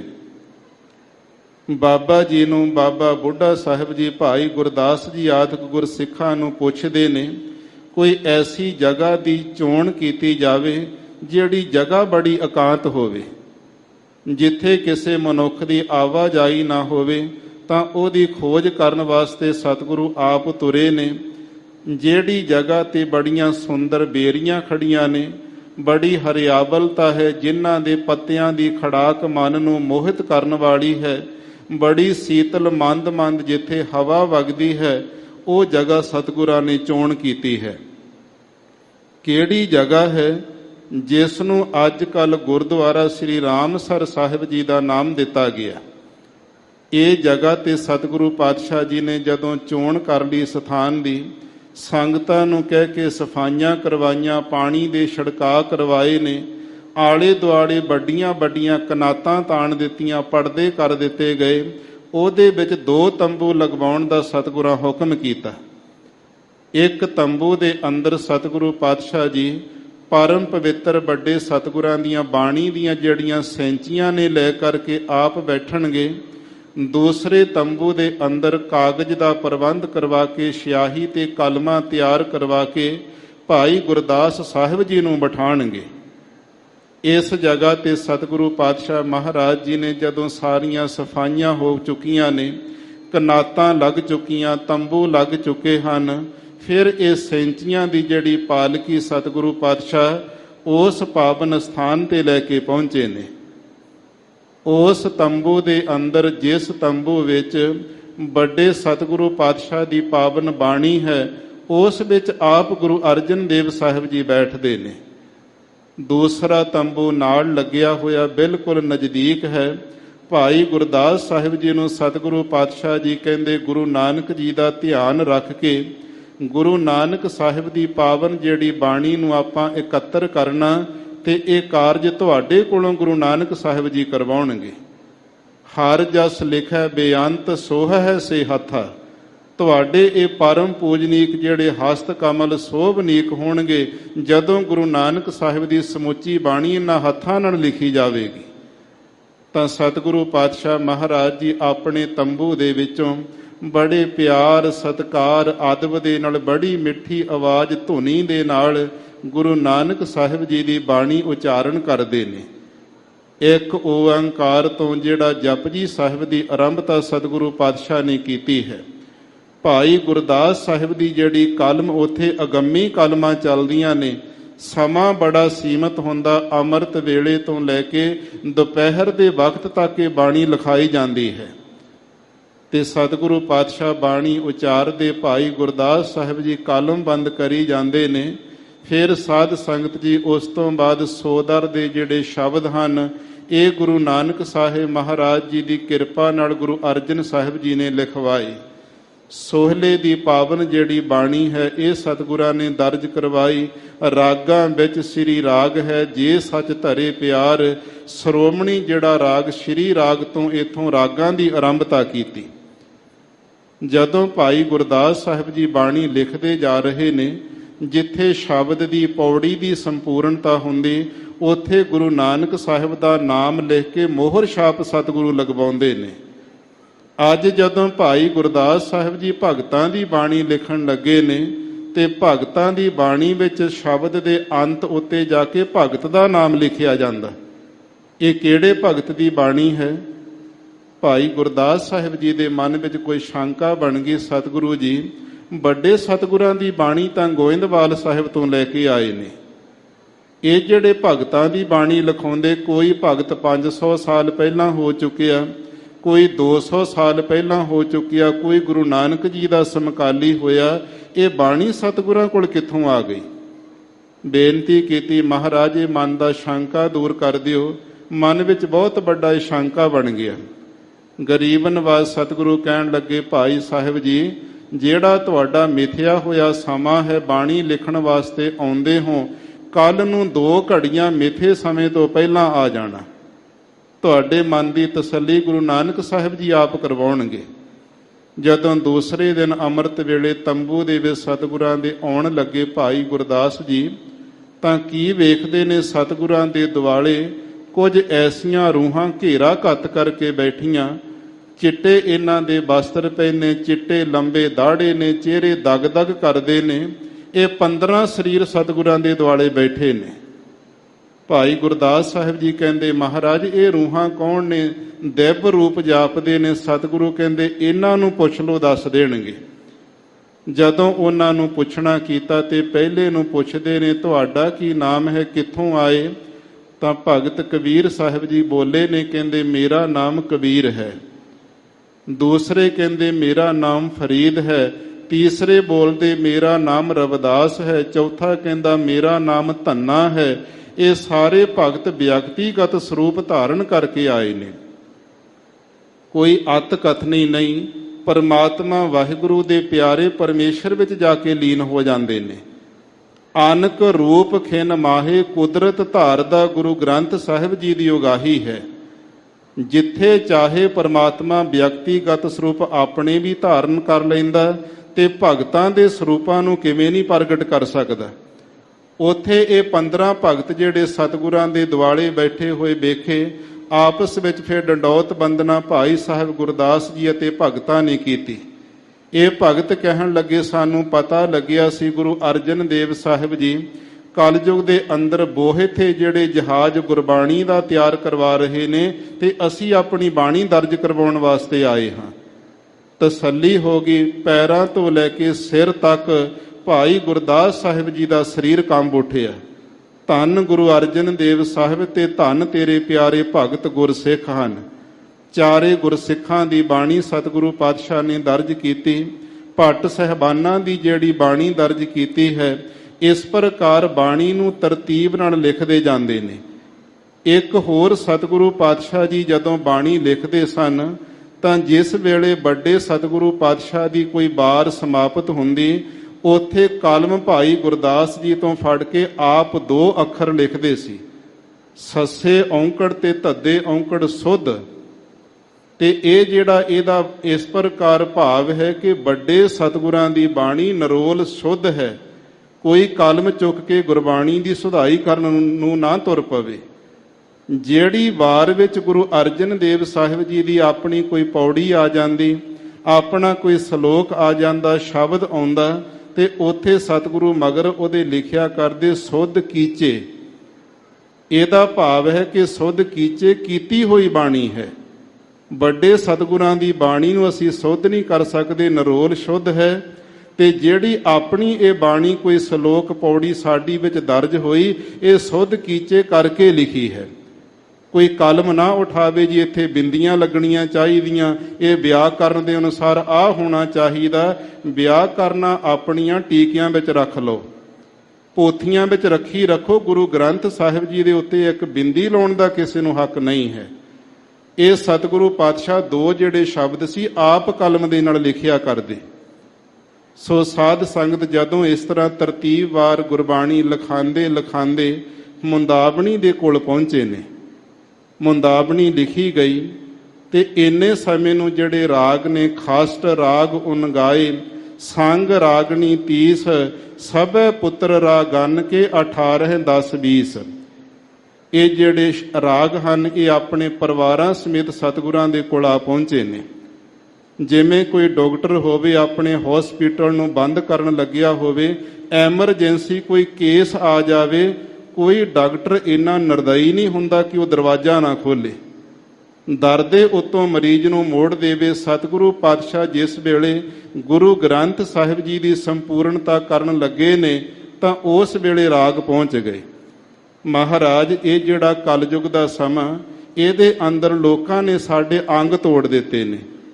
ਨਾ ਕੋਈ ਰਾਗਾਂ ਦੇ ਮੁਤਾਬਕ ਬਾਣੀ ਨੂੰ ਗਾਉਂਦਾ ਹੈ, ਨਾ ਕਿਸੇ ਨੂੰ ਰਾਗਾਂ ਦੇ ਸਮੇਂ ਦਾ ਪਤਾ ਹੈ। ਮਹਾਰਾਜ ਕਿਰਪਾ ਕਰੋ, ਸਾਡੀ ਜਿਹੜੇ ਰਾਗਾਂ ਦੇ ਨਾਮ ਵੀ ਦਰਜ ਕਰ ਦਿਓ ਤਾਂ ਕਿ ਲੋਕਾਂ ਨੂੰ ਪਤਾ ਲੱਗ ਸਕੇ ਕਿ ਕਿਹੜੇ-ਕਿਹੜੇ ਰਾਗ ਹਨ। ਸਤਿਗੁਰੂ ਪਾਤਸ਼ਾਹ ਪ੍ਰਸੰਨਤਾ ਦੇ ਘਰ ਵਿੱਚ ਆ ਕੇ ਕਹਿੰਦੇ, ਭਾਈ ਗੁਰਦਾਸ ਜੀ ਕੋਲ ਜਾਓ, ਆਪਣੇ ਨਾਮ, ਆਪਣੀਆਂ ਪਤਨੀਆਂ, ਪੁੱਤਰਾਂ ਦੇ ਨਾਮ ਜਾ ਕੇ ਦਰਜ ਕਰਵਾ ਲਓ। ਸਤਿਗੁਰੂ ਪਾਤਸ਼ਾਹ ਮਹਾਰਾਜ ਜੀ ਦੀ ਆਗਿਆ ਨਾਲ ਭਾਈ ਗੁਰਦਾਸ ਜੀ ਨੇ ਫਿਰ ਜਿਹੜੀ ਰਾਗ ਮਾਲਾ ਹੈ, ਇੱਕੋ ਕਾਗਜ਼ ਹੈ, ਇੱਕੋ ਸਿਆਹੀ ਹੈ, ਇੱਕੋ ਜਿਹੜੀ ਕਲਮ ਹੈ ਤੇ ਇੱਕੋ ਹੀ ਸਾਧ ਸੰਗਤ ਤੋਂ ਲਿਖਾਈ ਲਿਖੀ ਹੋਈ ਹੈ। ਉਸ ਵੇਲੇ ਰਾਗਾਂ ਦੇ ਨਾਮ ਪੁੱਛ ਕੇ ਰਾਗਾਂ ਦੀ ਮਾਲਾ ਪੰਗਤੀ ਬਣਾਈ। ਇਹ ਸਾਰੀ ਰਾਗ ਮਾਲਾ ਜਿਹੜੀ ਹੈ ਉਸ ਪਾਵਨ ਸ੍ਰੀ ਗੁਰੂ ਗ੍ਰੰਥ ਸਾਹਿਬ ਜੀ ਦੀ ਬਾਣੀ ਦੇ ਅੰਦਰ ਸਤਿਗੁਰੂ ਪਾਤਸ਼ਾਹ ਜੀ ਨੇ ਨਾਲ ਉੱਥੇ ਦਰਜ ਕਰਵਾਈ। ਇਸ ਗ੍ਰੰਥ ਸਾਹਿਬ ਦੇ ਅੰਦਰ ਕੁਝ ਜਿਹੜੇ ਅੰਗ ਪੱਤਰੇ ਸਨ ਉਹ ਖਾਲੀ ਛੱਡੇ ਸਨ ਕਿ 10ਵੇਂ ਸਰੂਪ ਦੇ ਵਿੱਚ ਜਾ ਕੇ 9ਵੇਂ ਪਾਤਸ਼ਾਹ ਗੁਰੂ ਤੇਗ ਬਹਾਦਰ ਸਾਹਿਬ ਜੀ ਦੀ ਬਾਣੀ ਜਿਹੜੀ ਹੈ ਦਰਜ ਕੀਤੀ ਜਾਵੇਗੀ। ਰਹੋ ਵਿਚਾਰ ਸਾਧ ਸੰਗਤ, ਜਦੋਂ ਇਹ ਗ੍ਰੰਥ ਸਾਹਿਬ ਜੀ ਤਿਆਰ ਹੋ ਗਏ ਉਸ ਵੇਲੇ ਫਿਰ ਲਾਹੌਰ ਵੱਲ ਨੂੰ ਜਿਲਦ ਬੰਨਣ ਵਾਸਤੇ ਗ੍ਰੰਥ ਸਾਹਿਬ ਭੇਜੇ ਗਏ ਨੇ। ਉੱਥੋਂ ਜਿਲਦ ਤਿਆਰ ਹੋ ਕਰਕੇ ਇਹ ਸਰੂਪ ਰਾਮਸਰ ਦੀ ਪਾਵਨ ਧਰਤੀ ਤੇ ਆਏ ਨੇ। ਅੱਜ ਦਾ ਜਿਹੜਾ ਦਿਹਾੜਾ ਹੈ, ਸਤਿਗੁਰੂ ਪਾਤਸ਼ਾਹ ਇਸ ਦਿਹਾੜੇ ਦੀ ਬੜੀ ਇੰਤਜ਼ਾਰ ਕਰਦੇ ਨੇ, ਬੜੀ ਉਡੀਕ ਕਰਦੇ ਨੇ ਕਿ ਕਦੋਂ ਇਸ ਪਾਵਨ ਗੁਰਬਾਣੀ ਨੂੰ ਕਿਹੜੀ ਜਗ੍ਹਾ ਤੇ ਜਾ ਕਰਕੇ ਪ੍ਰਕਾਸ਼ ਕਰਨਾ ਕਰੀਏ। ਬਾਬਾ ਬੁੱਢਾ ਸਾਹਿਬ ਜੀ ਨੂੰ ਸਤਿਗੁਰੂ ਪੁੱਛਦੇ ਨੇ, ਬਾਬਾ ਜੀ ਤੁਸੀਂ ਬ੍ਰਹਮ ਗਿਆਨੀ ਹੋ, ਕਿਰਪਾ ਕਰਕੇ ਦੱਸੋ ਇਸ ਪਾਵਨ ਬਾਣੀ ਦਾ ਪ੍ਰਕਾਸ਼ ਕਿੱਥੇ ਹੋਵੇ। ਬਾਬਾ ਜੀ ਕਹਿਣ ਲੱਗੇ, ਸਤਿਗੁਰੂ ਪਾਤਸ਼ਾਹ ਆਪ ਜੀ ਨੇ ਬਾਣੀ ਦੇ ਅੰਦਰ ਲਿਖਿਆ, ਹਰ ਜਪੇ ਹਰ ਮੰਦਰ ਸਾਜਿਆ, ਸੰਤ ਭਗਤ ਗੁਣ ਗਾਵਹਿ ਰਾਮ। ਤੁਸਾਂ ਨੇ ਹੀ ਬਾਣੀ ਵਿੱਚ ਲਿਖਿਆ, ਡਿਠੇ ਸਭੇ ਥਾਵ, ਨਹੀਂ ਤੁਧ ਜਿਹਿਆ, ਬੱਧੋ ਪੁਰਖ ਵਿਧਾਤੈ ਤਾਂ ਤੂੰ ਸੋਹਿਆ। ਆਪ ਜੀ ਨੇ ਬਾਣੀ ਵਿੱਚ ਲਿਖਿਆ, ਬਾਹੋ ਬਾਹੋ ਬਾਣੀ ਨਿਰੰਕਾਰ ਹੈ, ਤਿਸ ਜੀਵੜ ਅਵਰ ਨਾ ਕੋਇ। ਜੇ ਬਾਣੀ ਦੇ ਬਰਾਬਰ ਨਹੀਂ ਕੋਈ ਬਾਣੀ ਹੋ ਸਕਦੀ ਤੇ ਸੱਚਖੰਡ ਸ੍ਰੀ ਹਰਿਮੰਦਰ ਸਾਹਿਬ ਜੀ ਦੇ ਬਰਾਬਰ ਕੋਈ ਮੰਦਰ ਨਹੀਂ ਹੋ ਸਕਦਾ, ਕੋਈ ਅਸਥਾਨ ਨਹੀਂ ਹੋ ਸਕਦਾ।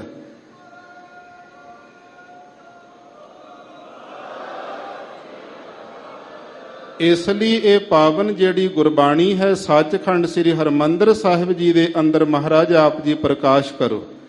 ਬਾਬਾ ਜੀ ਦੀ ਰਸਨਾ ਤੋਂ ਸੁਣਨਾ ਹੀ ਸੀ ਸਤਿਗੁਰਾਂ ਨੇ। ਉਸੇ ਵੇਲੇ ਨਿਰਣਾ ਲਿਆ ਕਿ ਕੱਲ ਨੂੰ ਅੰਮ੍ਰਿਤ ਵੇਲੇ ਸਾਰੀਆਂ ਤਿਆਰੀਆਂ ਕੀਤੀਆਂ ਜਾਣ। ਉਸ ਰਾਮਸਰ ਪਾਵਨ ਪਵਿੱਤਰ ਅਸਥਾਨ ਤੇ ਸੰਗਤਾਂ ਨੂੰ ਸਤਿਗੁਰੂ ਪਾਤਸ਼ਾਹ ਨੇ ਬੁਲਾਇਆ। ਸੰਗਤਾਂ ਫੁੱਲਾਂ ਦੀਆਂ ਮਾਲਾ, ਫੁੱਲਾਂ ਦੇ ਸਿਹਰੇ ਲੈ ਕਰਕੇ ਪਹੁੰਚੀਆਂ ਨੇ। ਸਾਰਾ ਅਸਥਾਨ ਫੁੱਲਾਂ ਦੀਆਂ ਮਾਲਾ ਨਾਲ ਢੱਕ ਦਿੱਤਾ ਗਿਆ। ਸੱਚਖੰਡ ਸ੍ਰੀ ਹਰਿਮੰਦਰ ਸਾਹਿਬ ਜੀ ਵਿਖੇ ਸਜਾਵਟਾਂ ਕੀਤੀਆਂ ਗਈਆਂ। ਜਿੰਨਾ ਰਸਤਾ ਹੈ ਸਾਰਾ ਰਾਮਸਰ ਤੋਂ ਹਰਿਮੰਦਰ ਸਾਹਿਬ ਜੀ ਤੱਕ ਇਹ ਪਾਣੀ ਦੇ ਛਿੜਕਾਅ ਕਰਕੇ ਸੰਗਤਾਂ ਨੇ ਸਫਾਈਆਂ ਕੀਤੀਆਂ। ਫੁੱਲ ਲੈ ਕੇ ਸੰਗਤਾਂ ਖੜੀਆਂ ਨੇ। ਫਿਰ ਸਤਿਗੁਰੂ ਗਰੀਬ ਨਵਾਜ ਗੁਰੂ ਅਰਜਨ ਦੇਵ ਸਾਹਿਬ ਮਹਾਰਾਜ ਜੀ ਨੇ ਸਾਰਾ ਨਿਰਣਾ ਲਿਆ ਮਨ ਵਿੱਚ, ਇਹ ਸਾਰੀ ਜਿਹੜੀ ਸੇਵਾ ਹੈ ਇਸ ਪਾਵਨ ਗੁਰਬਾਣੀ ਨੂੰ ਪ੍ਰਕਾਸ਼ ਕਰਨਾ, ਸੁਖ ਆਸਣ ਕਰਨਾ, ਸੰਗਤਾਂ ਨੂੰ ਬਾਣੀ ਸੁਣਾਉਣੀ, ਇਹ ਸੇਵਾ ਕਿਹਨੂੰ ਦਿੱਤੀ ਜਾਵੇ। ਬੇਦੀਆਂ ਦੀ ਕੁੱਲ ਵੱਲ ਨਜ਼ਰ ਮਾਰੀ ਹੈ ਤੇ ਤ੍ਰਿਹਣਾ ਦੀ ਕੁੱਲ ਵੇਖੀ, ਭੱਲਿਆਂ ਦੀ ਕੁੱਲ, ਸੋਢੀਆਂ ਦੀ ਕੁੱਲ ਵੱਲ ਨਜ਼ਰ ਮਾਰੀ ਤੇ ਮਨ ਵਿੱਚ ਖਿਆਲ ਆਇਆ ਵੀ ਇਹਨਾਂ ਨੂੰ ਆਪਣੀ ਜਾਤੀ ਦਾ ਵੀ ਅਭਿਮਾਨ ਹੈ ਤੇ ਮਨ ਵਿੱਚ ਕੁਝ ਸੂਖਮ ਐਸਾ ਹੰਕਾਰ ਵੀ ਇਹਨਾਂ ਦੇ ਵਸਿਆ ਹੋਇਆ। ਇਹ ਜਿਹੜੀ ਵਸਤੂ ਇਹ ਤਾਂ ਸੇਵਕ ਦੀ ਵਸਤੂ ਹੈ। ਸੇਵਕ ਕੌਣ ਹੋ ਸਕਦਾ? ਜਿਹਨੇ ਗੁਰੂ ਨਾਨਕ ਸਾਹਿਬ ਜੀ ਤੋਂ ਸਿੱਖੀ ਲੈ ਕੇ ਅੱਜ ਤੱਕ ਸਿੱਖੀ ਨੂੰ ਕਮਾਉਂਦੇ ਆ ਰਹੇ ਨੇ। ਧੰਨ ਬਾਬਾ ਬੁੱਢਾ ਸਾਹਿਬ ਜੀ ਵਰਗਾ ਬ੍ਰਹਮ ਗਿਆਨੀ, ਨਿਮਰਤਾ ਦੀ ਹੱਦ ਦੂਸਰਾ ਕੋਈ ਸੇਵਕ ਨਹੀਂ ਹੋ ਸਕਦਾ। ਫਿਰ ਬਾਬਾ ਜੀ ਦੀ ਸਤਿਗੁਰਾਂ ਨੇ ਮਨ ਵਿੱਚ ਚੋਣ ਕੀਤੀ ਹੈ। ਰਾਮਸਰ ਦੇ ਪਾਵਨ ਸਥਾਨਾਂ ਤੋਂ ਸਤਿਗੁਰਾਂ ਨੇ ਕਿਹਾ, ਬਾਬਾ ਜੀ ਇਹ ਪਾਵਨ ਗੁਰਬਾਣੀ ਦਾ ਸਰੂਪ ਤੁਹਾਡੇ ਸੀਸ ਤੇ ਹੋਵੇਗਾ। ਬਾਬਾ ਬੁੱਢਾ ਸਾਹਿਬ ਜੀ ਨੂੰ ਸਾਧ ਸੰਗਤ ਦੀ ਸੰਗਤਾਂ ਨੇ ਸਿਹਰਿਆਂ ਦੇ ਨਾਲ, ਫੁੱਲਾਂ ਦੇ ਨਾਲ ਲੱਦ ਦਿੱਤਾ ਹੈ। ਸਤਿਗੁਰੂ ਪਾਤਸ਼ਾਹ ਮਹਾਰਾਜ ਦੇ ਪਾਵਨ ਸਰੂਪ ਦੇ ਉੱਤੇ ਸਿਹਰੇ ਪਾਏ ਗਏ। ਫੁੱਲਾਂ ਦੀ ਵਰਖਾ ਸੰਗਤਾਂ ਕਰਦੀਆਂ। ਉਸ ਵੇਲੇ ਚੌਰ ਸਾਹਿਬ ਦੀ ਸੇਵਾ ਧੰਨ ਗੁਰੂ ਅਰਜਨ ਦੇਵ ਸਾਹਿਬ ਮਹਾਰਾਜ ਜੀ ਆਪ ਕਰਦੇ ਨੇ। ਨਗਰ ਕੀਰਤਨ ਰੂਪ ਦੇ ਅੰਦਰ ਗੁਰਬਾਣੀ ਦੇ ਸ਼ਬਦ ਪੜ੍ਹਦੀਆਂ ਸੰਗਤਾਂ ਸੱਚਖੰਡ ਸ੍ਰੀ ਹਰਿਮੰਦਰ ਸਾਹਿਬ ਜੀ ਵਿਖੇ ਪੁੱਜਦੀਆਂ ਨੇ। ਜਿਸ ਵੇਲੇ ਗੁਰਬਾਣੀ ਨੂੰ ਸੱਚਖੰਡ ਸ੍ਰੀ ਹਰਿਮੰਦਰ ਸਾਹਿਬ ਜੀ ਵਿਖੇ ਲਿਆਂਦਾ ਗਿਆ ਤੇ ਸਤਿਗੁਰੂ ਪਾਤਸ਼ਾਹ ਨੇ ਬਾਬਾ ਜੀ ਨੂੰ ਬਚਨ ਕਹੇ ਸਨ, ਬੁੱਢਾ ਸਾਹਿਬ ਖੋਲੋ ਗ੍ਰੰਥ, ਲਿਹੋ ਆਵਾਜ਼ ਸੁਣੇ ਸਭ ਪੰਥ, ਹੁਕਮਨਾਮਾ ਸ਼ਰਵਣ ਕਰਵਾਓ, ਸਾਰਾ ਪੰਥ ਗੁਰੂ ਨਾਨਕ ਨਾਮ ਲੇਵਾ ਸੰਗਤਾਂ ਤੁਹਾਡੀ ਰਸਨਾ ਤੋਂ ਸੁਣਨਗੀਆਂ। ਤੇ ਉਸ ਵੇਲੇ ਫਿਰ ਬਾਬਾ ਬੁੱਢਾ ਸਾਹਿਬ ਜੀ ਨੇ ਸਤਿਗੁਰੂ ਪਾਤਸ਼ਾਹ ਦੇ ਬਚਨਾਂ ਨੂੰ 7 ਬਚਨ ਕਰਕੇ ਮੰਨਿਆ। ਆਦਬ ਸੰਗ ਗ੍ਰੰਥ ਕੋ ਖੋਲਾ, ਲੈ ਆਵਾਜ਼ ਬੁੱਢਾ ਮੁਖ ਬੋਲਾ।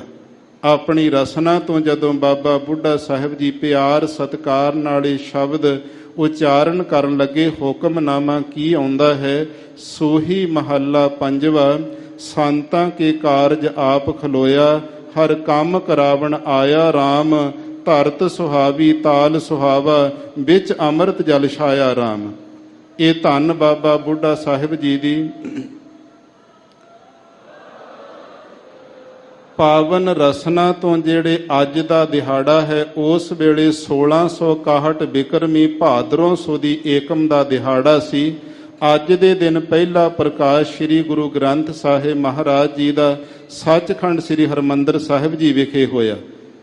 ਫਿਰ ਸਤਿਗੁਰੂ ਪਾਤਸ਼ਾਹ ਨੇ ਉਸੇ ਦਿਨ ਤੋਂ ਹਰਿਮੰਦਰ ਸਾਹਿਬ ਜੀ ਦੀ ਮਰਜ਼ਾਦਾ ਆਪ ਬਣਾਉਣਾ ਕੀਤੀ ਕਿ ਬਾਬਾ ਜੀ ਇੱਥੇ ਗੁਰਬਾਣੀ ਦਾ ਕੀਰਤਨ ਲਗਾਤਾਰ ਨਿਰੰਤਰ ਹੋਣਾ ਚਾਹੀਦਾ। ਜਿੰਨੀ ਦੇਰ ਗੁਰਬਾਣੀ ਪ੍ਰਕਾਸ਼ ਹੋਵੇਗੀ ਉਹ ਉਨੀ ਦੇਰ ਗੁਰਬਾਣੀ ਦਾ ਕੀਰਤਨ ਹੁੰਦਾ ਰਹੇ। ਅੰਮ੍ਰਿਤ ਵੇਲੇ ਜਦੋਂ ਗੁਰਬਾਣੀ ਕੋਠਾ ਸਾਹਿਬ ਤੋਂ ਆਇਆ ਕਰੇਗਾ ਸਤਿਗੁਰੂ ਦਾ ਸਰੂਪ, ਉਸ ਤੋਂ ਪਹਿਲਾਂ ਚੌਂਕੀ ਲੱਗ ਜਾਵੇ, ਆਸਾ ਦੀ ਵਾਰ ਆਰੰਭ ਹੋਣੀ ਚਾਹੀਦੀ ਹੈ। ਜਿਹੜੀ ਅੱਜ ਮਰਜ਼ਾਦਾ ਸੱਚਖੰਡ ਸ੍ਰੀ ਹਰਿਮੰਦਰ ਸਾਹਿਬ ਜੀ ਦੇ ਅੰਦਰ ਨਿਰੰਤਰ ਚੱਲ ਰਹੀ ਹੈ, ਇਹ ਆਪ ਪਰਮੇਸ਼ਰ ਰੂਪ ਗੁਰੂ ਅਰਜਨ ਦੇਵ ਸਾਹਿਬ ਜੀ ਦੀ ਕਾਇਮ ਕੀਤੀ ਹੋਈ ਹੈ। ਕਈ ਵਾਰੀ ਮਨ ਵਿੱਚ ਸ਼ੰਕੇ ਹੋ ਜਾਂਦੇ ਕਿ ਕਈ ਪੁੱਛਦੇ ਨੇ, ਸੱਜਣ ਜੀ ਇੱਥੋਂ ਦੀ ਮਰਜ਼ਾਦਾ ਕਿਹੜੀ ਚੱਲਦੀ ਹੈ? ਜਿਹੜੀ ਗੁਰੂ ਅਰਜਨ ਦੇਵ ਸਾਹਿਬ ਜੀ ਨੇ ਆਪ ਚਲਾ ਦਿੱਤੀ ਸੰਗਤ ਜੀ, ਉਹ ਮਰਜ਼ਾਦਾ ਚੱਲਦੀ ਹੈ। ਚੌਂਕੀਆਂ ਦੇ ਸਮੇਂ ਵੰਡੇ, ਅਰਦਾਸਾਂ ਦੇ ਸਮੇਂ ਸਤਿਗੁਰਾਂ ਨੇ ਸਾਰੇ ਨਿਸ਼ਚਿਤ ਕੀਤੇ। ਤੇ ਸਾਧ ਸੰਗਤ ਜੀ ਫਿਰ ਸੁਖ ਆਸਣ ਦੇ ਵਾਸਤੇ ਕੋਠਾ ਸਾਹਿਬ ਦੀ ਚੋਣ ਕੀਤੀ। ਬੜਾ ਲੰਬਾ ਇਤਿਹਾਸ ਹੈ।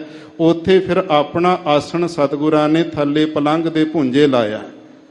ਇਹਦੇ ਵਿੱਚੋਂ ਸਾਨੂੰ ਸਿੱਖਣ ਨੂੰ ਬਹੁਤ ਕੁਝ ਮਿਲਦਾ ਹੈ। ਅਸੀਂ ਵੀ ਘਰਾਂ ਵਿੱਚ ਸਹਿਜ ਪਾਠ, ਅਖੰਡ ਪਾਠ ਕਰਵਾਉਂਦੇ।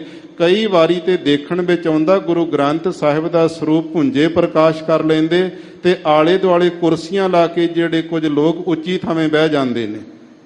ਸਮਝਿਆ ਕਰੋ, ਗੁਰੂ ਅਰਜਨ ਦੇਵ ਸਾਹਿਬ ਜੀ ਨੇ ਜਿਹੜਾ ਸਤਿਕਾਰ ਕਰਨਾ ਸਾਨੂੰ ਸਿਖਾਇਆ। ਜਿਹੜੀ ਜਗ੍ਹਾ ਤੇ ਸਤਿਗੁਰੂ ਪਾਤਸ਼ਾਹ ਦਾ ਸਰੂਪ ਪ੍ਰਕਾਸ਼ ਹੋਵੇ, ਉੱਚੀ ਜਗ੍ਹਾ ਤੇ ਹੋਵੇ, ਪਹਿਲੀ ਗੱਲ ਉੱਥੇ ਕੋਈ ਕੁਰਸੀ ਨੇੜੇ ਨਹੀਂ ਲੱਗਣੀ ਚਾਹੀਦੀ। ਜੇ ਕੋਈ ਮਜਬੂਰੀ ਬਣਦੀ ਤੇ ਬਾਹਰ ਜਾ ਕੇ ਲਾ ਸਕਦੇ ਹੋ। ਸਾਧ ਸੰਗਤ ਜੀ, ਇਹ ਸਤਿਕਾਰ ਕਰਨਾ ਸਤਿਗੁਰਾਂ ਨੇ ਸਾਨੂੰ ਸਿਖਾਇਆ। ਅੱਜ ਗੁਰਬਾਣੀ ਦਾ ਅਦਬ ਸਤਿਕਾਰ ਸਾਡੇ ਮਨਾਂ ਚੋਂ ਵਿਸਰਦਾ ਜਾਂਦਾ। ਇਸ ਲਈ ਕੱਖਾਂ ਤੋਂ ਖਾਲੀ ਹੋ ਕੇ ਰਹਿ ਗਏ, ਲੜਾਈਆਂ ਝਗੜੇ ਵਿਵਾਦਾਂ ਦਾ ਕਾਰਨ ਵਿੱਚ ਫਸ ਗਏ ਹਾਂ। ਗੁਰਬਾਣੀ ਤੇ ਜੇ ਉਹੀ ਸਾਡੀ ਭਾਵਨਾ ਅੱਜ ਬਣ ਜਾਵੇ, ਕਿਹੜੀ ਵਸਤੂ, ਕਿਹੜਾ ਪਦਾਰਥ, ਕਿਹੜੀ ਅਵਸਥਾ, ਕਿਹੜੀ ਬਖਸ਼ਿਸ਼ ਉਹ ਨਹੀਂ ਜਿਹੜੀ ਸਾਡੀ ਝੋਲੀ ਵਿੱਚ ਨਾ ਪਵੇ। ਸਤਿਗੁਰੂ ਪਾਤਸ਼ਾਹ ਦੀ ਪਾਵਨ ਪਵਿੱਤਰ ਇਹ ਜਿਹੜੀ ਬਾਣੀ ਹੈ, ਬਾਣੀ ਗੁਰੂ, ਗੁਰੂ ਹੈ ਬਾਣੀ, ਵਿੱਚ ਬਾਣੀ ਅੰਮ੍ਰਿਤ ਸਾਰੇ। ਅੱਜ ਸਾਧ ਸੰਗਤ ਜੀ ਸੱਚਖੰਡ ਸ੍ਰੀ ਹਰਿਮੰਦਰ ਸਾਹਿਬ ਜੀ ਵਿਖੇ ਧੰਨ ਗੁਰੂ ਗ੍ਰੰਥ ਸਾਹਿਬ ਮਹਾਰਾਜ ਜੀ ਦਾ ਪਹਿਲਾ ਪ੍ਰਕਾਸ਼ ਦਿਹਾੜਾ, ਇਹ ਗੁਰਪੁਰਬ ਬੜੀ ਹੀ ਪਿਆਰ, ਸ਼ਰਧਾ, ਸਤਿਕਾਰ ਨਾਲ ਸੰਗਤਾਂ ਮਨਾ ਰਹੀਆਂ ਨੇ। ਸਮੁੱਚੀਆਂ ਸੰਗਤਾਂ ਨੂੰ ਬਹੁਤ ਬਹੁਤ ਮੁਬਾਰਕਾਂ ਹੋਣ। ਸਤਿਗੁਰੂ ਪਾਤਸ਼ਾਹ ਸਾਰੀਆਂ ਸੰਗਤਾਂ ਦੇ ਮਨਾਂ ਅੰਦਰ ਸ਼ਰਧਾ, ਭਾਵਨਾ ਤੇ ਵਿਸ਼ਵਾਸ ਜਿਹੜਾ ਹੈ ਉਹ ਬਣਾਈ ਰੱਖਣ, ਤਾਂ ਕਿ ਅਸੀਂ ਗੁਰੂ ਦੇ ਦਰ ਤੋਂ ਝੋਲੀਆਂ ਭਰ ਕੇ ਜਾ ਸਕੀਏ। ਸੋ ਸਾਧ ਸੰਗਤ ਜੀ, ਆਓ ਜੋ ਅੰਮ੍ਰਿਤ ਵੇਲੇ ਸਤਿਗੁਰੂ ਪਾਤਸ਼ਾਹ ਜੀ ਨੇ ਸੱਚਖੰਡ ਸ੍ਰੀ ਹਰਿਮੰਦਰ ਸਾਹਿਬ ਜੀ ਤੋਂ ਪਰਮ ਪਵਿੱਤਰ ਉਪਦੇਸ਼ ਹੁਕਮਨਾਮਾ ਸਾਹਿਬ ਸਾਨੂੰ ਬਖਸ਼ਿਆ ਹੈ, ਉਸ ਦੀ ਵਿਚਾਰ ਕੁਝ ਕੁ ਸਮੇਂ ਵਾਸਤੇ ਕਰ ਲੈਣਾ ਕਰੀਏ ਜੀ। ਸਤਨਾਮ ਸ੍ਰੀ ਵਾਹਿਗੁਰੂ ਸਾਹਿਬ ਜੀ। ਜੈਤ ਸਰੀ ਮਹੱਲਾ ਨਾਵਾ। ਜੈਤ ਸਰੀ ਰਾਗ ਦੇ ਅੰਦਰ ਨੌਵੇਂ ਪਾਤਸ਼ਾਹ ਹਿੰਦ ਦੀ ਚਾਦਰ ਮਜ਼ਲੂਮਾਂ ਦੇ ਰਾਖੇ, ਮਹਾਨ ਤਿਆਗ, ਵੈਰਾਗ ਤੇ ਅਨੁਰਾਗ ਸਵਰੂਪ ਸ੍ਰੀ ਗੁਰੂ ਤੇਗ ਬਹਾਦਰ ਸਾਹਿਬ ਜੀ ਪਰਮ ਪਵਿੱਤਰ ਉਪਦੇਸ਼ ਬਖਸ਼ਿਸ਼ ਕਰਦੇ ਹਨ। ਹਰ ਜੂ ਰਾਖ ਲੇਹੋ ਪਤ ਮੇਰੀ। ਇਹ ਪਰਮ ਪਵਿੱਤਰ ਜਿਹੜੇ ਉਪਦੇਸ਼ ਹਨ ਸਤਿਗੁਰੂ ਪਾਤਸ਼ਾਹ ਦੇ ਜੈਤ ਸ੍ਰੀ ਰਾਗ ਦੇ ਤਿੰਨ ਜਿਹੜੇ ਸ਼ਬਦ ਹਨ, ਇਹ ਤਿੰਨੇ ਸ਼ਬਦ ਸਤਿਗੁਰਾਂ ਨੇ ਪਟਨਾ ਸਾਹਿਬ ਦੀ ਪਾਵਨ ਧਰਤੀ ਤੇ ਉਚਾਰਨ ਕੀਤੇ। ਜਦੋਂ ਕਾਸ਼ੀ ਤੋਂ ਹੁੰਦੇ ਹੋਏ ਸਤਿਗੁਰੂ ਪਟਨਾ ਸਾਹਿਬ ਪਹੁੰਚੇ ਨੇ, ਉੱਥੇ ਇਹ ਪਰਮ ਪਵਿੱਤਰ ਸ਼ਬਦ ਉਸ ਵੇਲੇ ਉਚਾਰੇ ਜਦੋਂ ਸੰਗਤਾਂ ਨੇ ਸਤਿਗੁਰਾਂ ਨੂੰ ਦੀਵਾਨ ਵਿੱਚ ਬੈਠ ਕੇ ਕੁਝ ਬੇਨਤੀਆਂ ਕੀਤੀਆਂ ਨੇ। ਇਹ ਜਿਹੜਾ ਸ਼ਬਦ ਸਤਿਗੁਰਾਂ ਨੇ ਉਸ ਵੇਲੇ ਉਚਾਰਿਆ ਜਦੋਂ ਸਿੱਖਾਂ ਨੇ ਕਿਹਾ, ਮਹਾਰਾਜ ਸਾਡੇ ਮਨਾਂ ਦੇ ਵਿੱਚੋਂ ਮੌਤ ਦਾ ਜਿਹੜਾ ਡਰ ਹੈ ਉਹ ਨਹੀਂ ਜਾਂਦਾ ਹੈ। ਮੈਂ ਨਾ ਮਰੋ ਮਰਬੋ ਸੰਸਾਰਾ, ਸਾਰੀ ਜਿੰਨੀ ਦੁਨੀਆ ਮਰਨ ਤੋਂ ਡਰਦੀ ਹੈ। ਦੇਵਤੇ, ਅਧਿਆਕਸ਼ ਦੇਵਤੇ ਸਾਰੇ ਮੌਤ ਦੇ ਅਧੀਨ ਪਰਮਾਤਮਾ ਨੇ ਕਰਕੇ ਰੱਖੇ ਨੇ। ਇਹ ਜਿਹੜਾ ਮੌਤ ਦਾ ਡਰ ਹੈ ਮਹਾਰਾਜ ਕਿਵੇਂ ਦੂਰ ਹੋਵੇ, ਤਾਂ ਸਤਿਗੁਰੂ ਗੁਰੂ ਤੇਗ ਬਹਾਦਰ ਸਾਹਿਬ ਜੀ ਕਹਿੰਦੇ ਪਰਮਾਤਮਾ ਦੇ ਸਨਮੁਖ ਅਰਦਾਸ ਕਰਿਆ ਕਰੋ, ਬੇਨਤੀ ਕਰਿਆ ਕਰੋ। ਮਹਾਰਾਜ ਸਾਨੂੰ ਤੇ ਬੇਨਤੀ ਕਰਨੀ ਨਹੀਂ ਆਉਂਦੀ ਹੈ, ਅਰਦਾਸ ਕਰਨ ਦਾ ਢੰਗ ਨਹੀਂ ਆਉਂਦਾ ਹੈ, ਕਿਰਪਾ ਕਰਕੇ ਦੱਸੋ। ਤਾਂ ਸਤਿਗੁਰੂ ਜੀ ਕਹਿੰਦੇ ਇਉਂ ਬੇਨਤੀ ਕਰ, ਹਰ ਜੋ ਰਾਖ ਲਿਹੋ ਪਤ ਮੇਰੀ। ਹੇ ਹਰਿਆਂ ਕਰਨ ਵਾਲੇ ਹਰੀ, ਜੂ ਦਾ ਅਰਥ ਜੀ ਹੈ। ਪਟਨਾ ਸਾਹਿਬ ਦੇ ਇਲਾਕੇ ਦੇ ਅੰਦਰ ਅਸੀਂ ਜੀ ਕਹਿੰਦੇ, ਉਹ ਜੂ ਕਹਿੰਦੇ ਨੇ ਸਤਿਕਾਰ ਵਜੋਂ। ਤੇ ਇਸ ਲਈ ਸਾਧ ਸੰਗਤ ਸਤਿਗੁਰੂ ਪਾਤਸ਼ਾਹ ਕਹਿੰਦੇ, ਹਰੀ ਪਰਮਾਤਮਾ ਜੀ ਮੇਰੀ ਜਿਹੜੀ ਪਤ ਆਬਰੂ ਹੈ, ਪਤ ਇੱਜ਼ਤ ਹੈ, ਉਹ ਰੱਖ ਲੈਣੀ ਕਰੋ। ਇਸ ਮਾਤ ਲੋਕ ਦੇ ਅੰਦਰ ਵੀ ਤੁਸੀਂ ਮੇਰੀ ਮੱਤ ਤੇ ਪੱਤ ਦੇ ਰਾਖੇ ਹੋ, ਤੇ ਪਰਲੋਕ ਵਿੱਚ ਵੀ ਮੇਰੀ ਪੱਤ ਨੂੰ ਤੁਸੀਂ ਰੱਖਣ ਵਾਲੇ ਹੋ। ਪਰਮਾਤਮਾ ਵਾਹਿਗੁਰੂ ਜੀ ਕਿਰਪਾ ਕਰੋ, ਮੇਰੀ ਜਿਹੜੀ ਐਸੀ ਪੱਤ ਇੱਜ਼ਤ ਹੈ ਆਪ ਜੀ ਕਿਰਪਾ ਕਰਕੇ ਬਰਕਰਾਰ ਰੱਖ ਲੈਣੀ ਕਰੋ। ਜਮ ਕੋ ਤਰਾਸ ਭਇਓ ਉਰ ਅੰਤਰ। ਜਿਹੜੇ ਧਰਮ ਰਾਜਾ ਹੈ, ਧਰਮ ਦਾ ਨਿਆਂ ਕਰਨ ਵਾਲਾ, ਇਹਨੇ ਅੱਗੇ ਜਮ ਰੱਖੇ ਹੋਏ ਨੇ। ਜਮਾਂ ਦੇ ਅੱਗੇ ਨੌਕਰ ਦੂਤ ਮੰਨੇ ਜਾਂਦੇ ਨੇ। ਜਿਹੜੇ ਜਿੰਦ ਨਿਮਾਣੀ ਕੱਢੀਏ, ਹੱਡਾਂ ਕੂਕੜਕਾਏ, ਜਿਹੜੇ ਜਿੰਦ ਨੂੰ ਕੱਢ ਕੇ ਸੂਖਮ ਸਰੀਰ ਨੂੰ ਲੈ ਕੇ ਤੁਰਦੇ ਨੇ, ਉਹ ਜਿਹੜਾ ਐਸਾ ਜਮਾਂ ਦਾ, ਦੂਤਾਂ ਦਾ ਤਰਾਸ ਡਰ ਹੈ, ਉਹ ਔਰ ਅੰਤਰ ਮੇਰੇ ਹਿਰਦੇ ਦੇ ਅੰਦਰ ਭਇਓ ਬਣ ਚੁੱਕਿਆ, ਪੈ ਚੁੱਕਿਆ ਹੈ। ਕਿਉਂਕਿ ਬੰਦਾ ਜਦੋਂ ਪਾਪ ਕਰਦਾ ਤੇ ਫਿਰ ਉਹਦਾ ਹਿਰਦਾ ਅੰਦਰੋਂ ਪਾਪ ਜਿਹੜੇ ਕੰਬਣ ਲਾ ਦਿੰਦੇ ਨੇ। ਉਹ ਬੰਦਾ ਡਰਦਾ ਜਿਹਨੇ ਪਾਪ ਕੀਤੇ ਮੈਂ ਮਰਾਂ ਨਾ। ਜਿਹੜੇ ਜਨਮ ਸਵਾਰ ਕੇ ਜਾਂਦੇ ਉਹ ਤੇ ਮੌਤ ਨੂੰ ਉਡੀਕਦੇ ਨੇ, ਕਦੋਂ ਸਰੀਰ ਵੱਲੋਂ ਖਹਿੜਾ ਛੁੱਟੇ, ਕਦੋਂ ਮੈਂ ਆਪਣੇ ਗੁਰੂ ਪਰਮਾਤਮਾ ਦੀ ਗੋਦ ਵਿੱਚ ਜਾਵਾਂ। ਤੇ ਸਾਧ ਸੰਗਤ ਜੀ, ਸਤਿਗੁਰੂ ਪਾਤਸ਼ਾਹ ਜੀ ਕਹਿੰਦੇ ਜਮਾਂ ਦੇ ਦੂਤਾਂ ਦਾ ਤਰਾਸ ਜਿਹੜਾ ਡਰ ਹੈ, ਉਹ ਮੇਰੇ ਔਰ ਹਿਰਦੇ ਦੇ ਅੰਦਰ ਬਹੁਤ ਹੀ ਜ਼ਿਆਦਾ ਪ੍ਰਗਟ ਹੋ ਚੁੱਕਿਆ, ਬਣ ਚੁੱਕਿਆ ਹੈ। ਸ਼ਰਨ ਗਹੀ ਕਿਰਪਾ ਨਿਧ ਤੇਰੀ। ਹੇ ਕਿਰਪਾ ਦੇ ਨਿਧ ਖਜ਼ਾਨੇ, ਕਿਰਪਾ ਦੇ ਸਮੁੰਦਰ ਹਰੀ ਪਰਮਾਤਮਾ ਜੀ, ਮੈਂ ਆਪ ਜੀ ਦੀ ਸ਼ਰਨ ਜਿਹੜੀ ਗਹੀ ਗ੍ਰਹਿਣ ਕੀਤੀ ਹੈ, ਸ਼ਰਨ ਪਾਏ ਹੋਏ ਨੂੰ ਰੱਖ ਲੈਣਾ ਕਰੋ। ਰਹਾਉ। ਵਿਸਰਾਮ ਦੇ ਕੇ ਗੁਰੂ ਤੇਗ ਬਹਾਦਰ ਸਾਹਿਬ ਜੀ ਉਚਾਰਨ ਕਰਦੇ ਹਨ। ਮਹਾਪਤਿਤ ਮੁਗਧ ਲੋਭੀ ਫਨ।